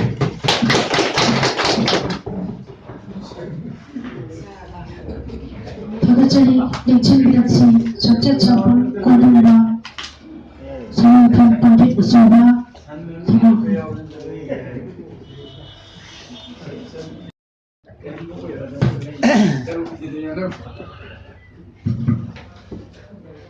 Masih saya bagi wayang tambayi pambili bagi ayam berjaraga yang kita yang menyumbang tahu saja aduna aisi semua bagi lupa sih sangat ingin lagi Jadi pada sekarang ini kelas ini. Aduh, aisi simpang lihat sana. Asalnya betul dah aisi simpang terang yang pun kita mesti bani. Aduh, Merupakan bikin nahan si yang udah pau pikir apa ni? Ini numai gipsi. Saya ingin ke ai udah patuk segi kuai ni. Kan udah ada min segi ni ko. Ada masih pengirim saya. Ini lagi bukan. Mana saya yang dia tinggal dah. Pun masih imam dah. Ini lagi bakal kilo. Yang si. Ai pabung mini ke tanah yang kawai dan sini napa perisai tinggi Malaysia lolam ni aduh pabung do ai lari kamu desu pabung naya ba war pibir ni tak kayam su pibir ni ai di Malaysia lolam ari buda phasa banina pabung nak pibir ni tua nanti saya tu bukti mina prabu nak berwai. Aduna anu berwon kerja dulu. Hai dana kaki yang bertegi. Maka tar budai ijar kese. Koi ani berwon anu berwon dah lunan ijar kini. Aduna koi pamung na yang buat tara. Koi sini di di. Thok bertegi. Saya memilih tahap tadi, kue nama tiga lagi pak. Putu hambang nama itu bro. Waktu nama saya hai tiba, manggalai malat tu na, lamhang nasi lam yai tak. Yai mat hamdami hai tu, tinggi berana aku. Nang nasi balam itu di, ingkang tu mau nesau sa kena tendeni. Bisa makata, wang lepas cakap kaya na, pak lepas, pak kaya na tadi bani. Sukmang keraba ahing di, sang keraba lambi sida, pik keraba thawmai amaga, ang mak, muncik bersida, nangurui matahum, kudi tidin cakli bedugu, hiyai pangdringai. Thawmai ki thaw tu loi krani thamoi na tum waja bagi ha onthok bagi matong ni marup nangi narai ba ngong sum churak le thum ni jablam hang sita nangi thawmai na kamdo ba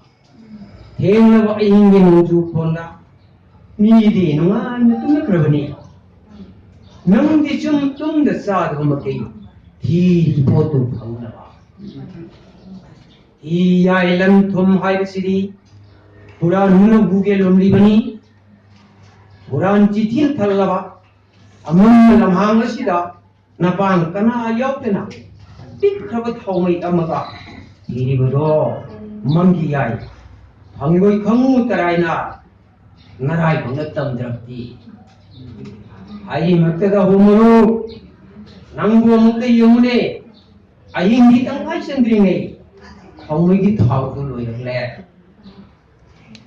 amam bada maduna matam changna thido mahu nangna nara layati leiro hojiti apamba yolabani loinama matam ki sportham kai then portham da natraga mullo mingode leiba yaba ngamnaba suide thongba tamai tamas terus kaya si Sanbina asan mirai naida malem lekoi lei mayo laila alam kaida so pisak naida kaide jati bijati bibiram lei am anga aing asa mundu nuksa matam kobi layembi khongloi tungil hunga sa thawai panba eram liba okpa siba nairiba leiba kono ki mapanda pibiram li hunna batinja nongdong ba na tamlamba gaglabada aroy ba matam loksin biri aibang lagi amukso aso pisak khaida jati bijati naida laira na kun bakhaida ngamje kanasu nanthokpa asi bagi khayat ungdege ꯌꯥꯎꯈꯤꯗꯦ ꯀꯅꯥꯁꯨ ꯂꯩꯍꯧꯕ ꯇꯤꯝꯒꯤ ꯃꯥꯂꯦꯝ ꯂꯩꯃꯥꯏꯗ ꯌꯧꯔꯛꯂꯕꯗ ꯑꯔꯣꯏꯕ ꯃꯇꯝ ꯈꯪꯅꯗꯦ ꯀꯅꯥꯁꯨ ꯑꯔꯦꯞꯄ ꯂꯥꯛꯀꯗꯕ ꯑꯔꯣꯏꯕ ꯃꯇꯝ ꯉꯥꯏꯅꯔꯤ ꯈꯪꯗꯅ ꯇꯥꯏꯕꯪ ꯀꯌꯥꯒꯤ ꯄꯨꯟꯁꯤ ꯂꯣꯏꯅꯗꯨꯅ ꯑꯉꯛꯄꯅ ꯊꯜꯂꯕ ꯇꯥꯏꯕꯪ ꯐꯝꯄꯥꯛꯊꯛꯁꯤꯗ ꯂꯣꯏꯅꯥꯏꯗ꯭ꯔꯕ ꯇꯥꯏꯕꯪ ꯂꯣꯟꯆꯠ ꯑꯄꯥꯝ ꯅꯨꯡꯁꯤ ꯋꯥꯏꯊꯨꯡꯅ ꯀꯂꯛ ꯃꯤꯍꯧ ꯄꯦꯅꯥꯏꯗ ꯍꯤꯡꯅꯔꯤ ꯃꯤꯑꯣꯏꯕ ꯄꯨꯟꯁꯤ ꯅꯩꯍꯠꯄꯤꯔꯤ ꯑꯀꯟꯕꯅ ꯑꯁꯣꯟꯕ ꯑꯣꯠꯄꯤ ꯅꯩꯕꯤꯔꯤ ꯃꯤꯅ ꯃꯤꯕꯨ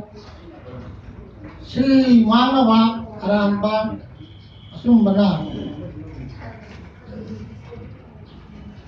ꯑꯆꯨꯝꯕꯕꯨ ꯁꯤꯜꯂꯤ ꯃꯥꯡꯂꯕ ꯑꯔꯥꯟꯕꯅ ꯑꯆꯨꯝꯕꯕꯨ ꯐꯠꯇꯕꯅ ꯑꯐꯕꯕꯨ ꯅꯝꯍꯠꯅꯕ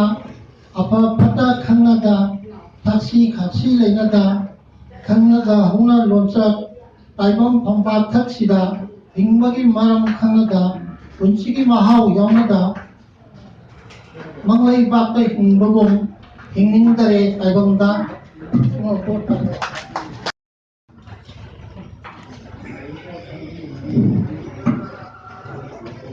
Sidin Prelamadi Consideration ay sayang gimamin hongunang lisumat na bakasi. Ngasi Mars kumatay sayang laban dumit ni malimgi. Unging napenja bakuraw ni Kori Lambasingi ipok dumit ki thoram pangtok pagum consideration bu sakang matang bagi ito. Lantum sanalpa gimaya ida ngaung riba malip sida thamoi nungsi layang singna laysat tambliba loin silonda harau tiam na okiba numit na lapta sida taunare thamoi harau nungai bagi pomda punsi nungpal ya siang masak ko sa kazeriba mahusha puse bu nungsi nungon na si kazeriba puse may mahat imatik maya ida sumat jeriba ori lamba singbu taram nungsi na okiriba Masa dagi khanbada kana hana yangadraba paisa gi setna waman kibana saksa unadraba hinbada waraba maruhmi olaba malemni kabi singi koyaw phulta bana hingba ngamnari bani achumba afaba phajaba bu khawlang jaiba he kabi achumba bu inthoklaba mahak afaba khangaroi afaba bu khangraba mahak achumba bu buraroi achumba afaba bu mirai daba pajabu khangaro insan thalaba min simang khaba malam sida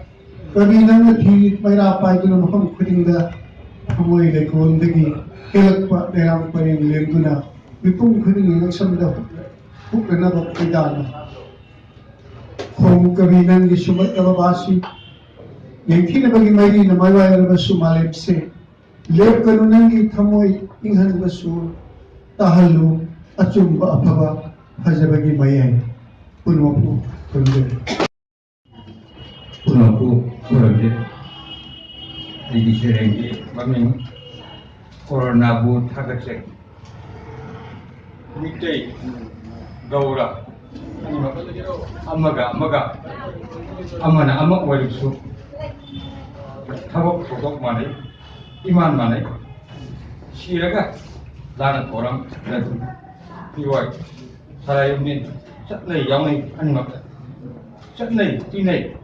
poyang pokpa animak amakani lani indrap hanadi punerambe poyang piwai thakraba akachem tatkraba hanadi tawnarambe nganna hanba laihunda ida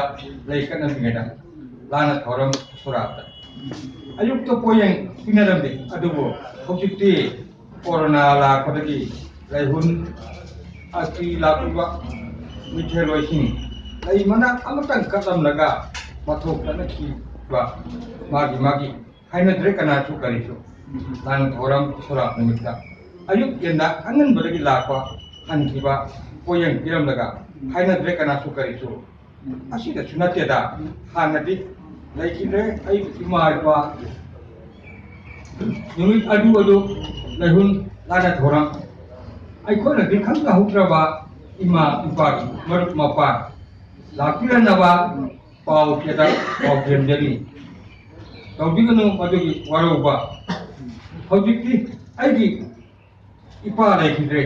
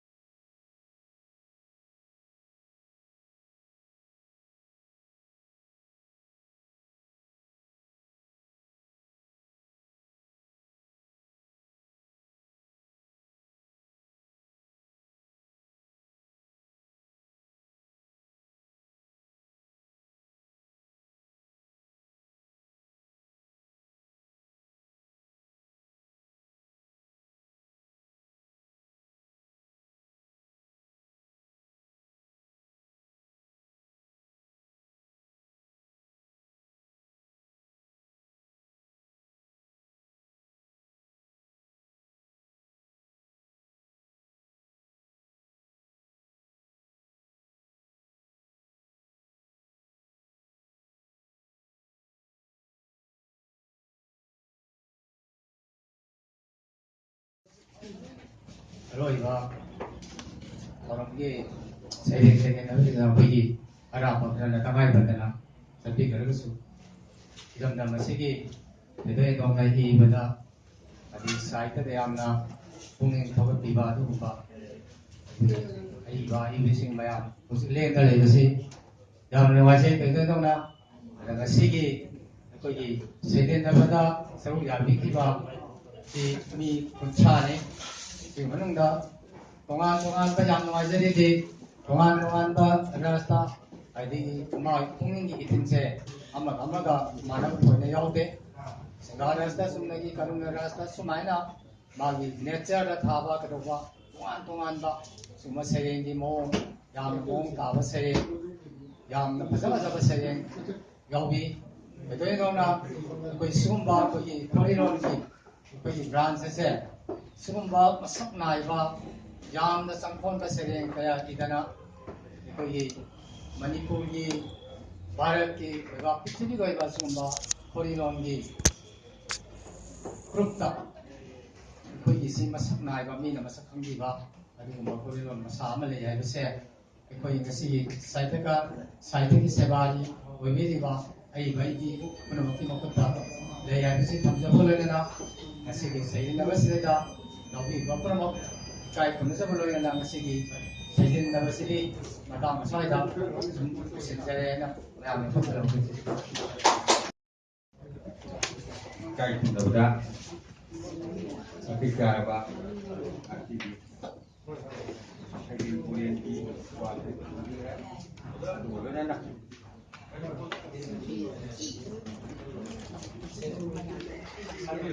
ꯄꯥꯎꯁꯤꯗ ꯊꯥꯒꯠ ꯋꯥꯍꯩ ꯍꯥꯏꯕ ꯌꯥꯎꯕꯅꯤꯅ ꯀꯧꯁꯤꯟꯕꯤꯔꯦ ꯑꯍꯥꯟꯕꯃꯛꯇꯗ ꯉꯁꯤ ꯃꯥꯂꯦꯝꯒꯤ ꯈꯣꯟꯖꯦꯜ ꯅꯨꯃꯤꯠ ꯇꯥꯔꯤꯛ 12 ꯊꯥ 3/2012 ꯋꯦꯜ ꯑꯦꯀꯥꯗꯃꯤꯗ ꯄꯥꯡꯊꯣꯛꯆꯔꯤꯕ ꯅꯤꯡꯉꯣꯜꯄꯨꯔ ꯃꯅꯤꯄꯨꯔꯤ ꯁꯥꯍꯤꯇ꯭ꯌ ꯄꯔꯤꯁꯠ ꯃꯁꯥ ꯑꯗꯨꯒ ꯈꯣꯔꯤꯂꯣꯟ ꯁꯟꯗꯣꯛꯂꯨꯞ ꯂꯨꯞ ꯑꯍꯨꯝꯅ ꯄꯨꯟꯁꯤꯜꯂꯒ ꯑꯁꯤꯒꯨꯝꯕ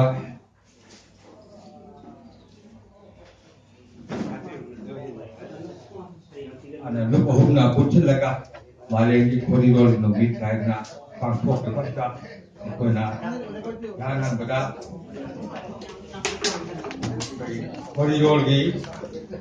ꯄ꯭ꯔꯁꯤꯗꯦꯟ ꯑꯣꯏꯅ ꯐꯝꯕꯤꯔꯤꯕ ꯄ꯭ꯔꯁꯤꯗꯦꯟ ꯑꯣꯏꯕꯤꯈꯤꯕ ꯑꯣꯖꯥ ꯕꯥꯕꯨꯂꯥꯜ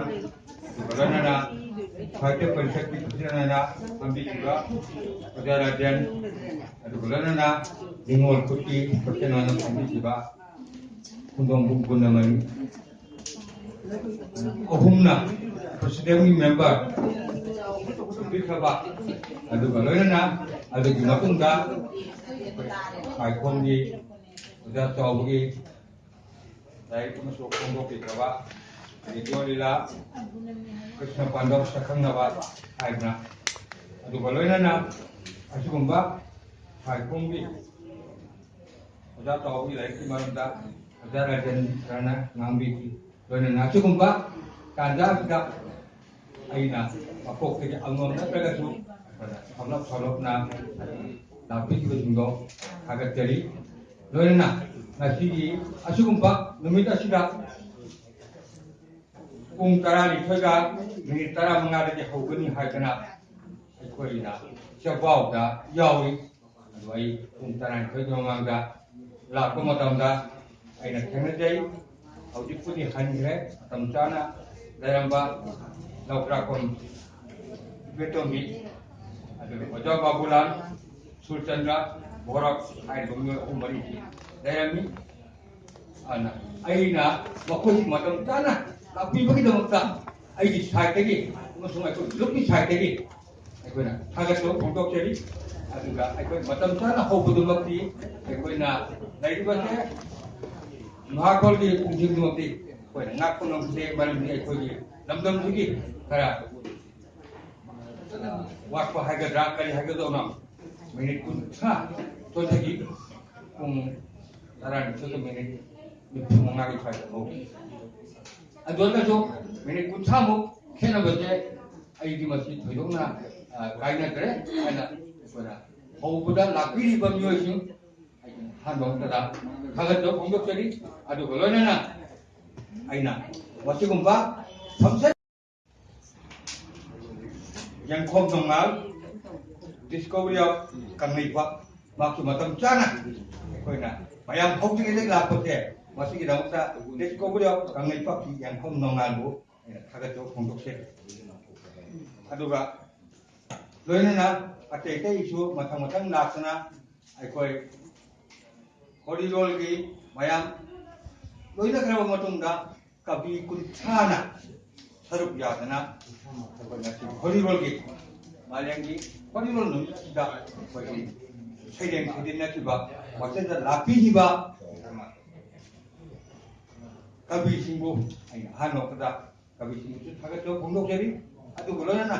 ꯑꯩꯈꯣꯏꯅ ꯂꯥꯡꯕ ꯉꯝꯖꯈꯤꯗ꯭ꯔꯕ ꯑꯩꯈꯣꯏ ꯂꯩꯔꯤꯕꯁꯤꯡꯗ ꯂꯥꯏꯁ꯭ꯔꯝꯒꯤ ꯑꯩꯈꯣꯏꯒꯤ ꯑꯣꯖꯥ ꯖꯨꯒꯦꯁꯣꯔꯅ ꯑꯁꯤꯒꯨꯝꯕ ꯈꯣꯔꯤꯂꯣꯟꯒꯤ ꯀꯕꯤꯁꯤꯡꯗ ꯂꯨꯄꯥ 100-100ꯒꯤ ꯀꯕꯤ 30ꯗ ꯃꯥꯒꯤ ꯃꯇꯦꯡ ꯄꯥꯡꯕꯤꯈꯤꯕ ꯑꯁꯤꯒꯤꯗꯃꯛꯇ ꯑꯩꯈꯣꯏꯅ ꯂꯥꯏꯁ꯭ꯔꯝꯒꯤ ꯖꯨꯒꯦꯁꯣꯔꯕꯨ ꯑꯩꯈꯣꯏꯒꯤ ꯂꯨꯞ 3ꯒꯤ ꯃꯥꯏꯀꯩꯗꯒꯤ ꯑꯃꯁꯨꯡ ꯑꯩꯒꯤ ꯏꯁꯥꯒꯤ ꯃꯥꯏꯀꯩꯗꯒꯤ ꯑꯩꯈꯣꯏ ꯊꯥꯒꯠꯆꯕ ꯐꯣꯡꯗꯣꯛꯆꯔꯤ ꯂꯣꯏꯅꯅ ꯇꯣꯉꯥꯟꯕ ꯑꯩꯈꯣꯏ ꯂꯥꯛꯈꯤꯕꯁꯤꯡꯁꯦ ꯆꯣꯟꯗꯒꯤ ꯂꯥꯛꯈꯤꯕ ꯑꯗꯨꯒ ꯀꯩꯁꯥꯝꯊꯣꯡꯗꯒꯤ ꯂꯥꯛꯄ ꯀꯛꯆꯤꯡꯗꯒꯤ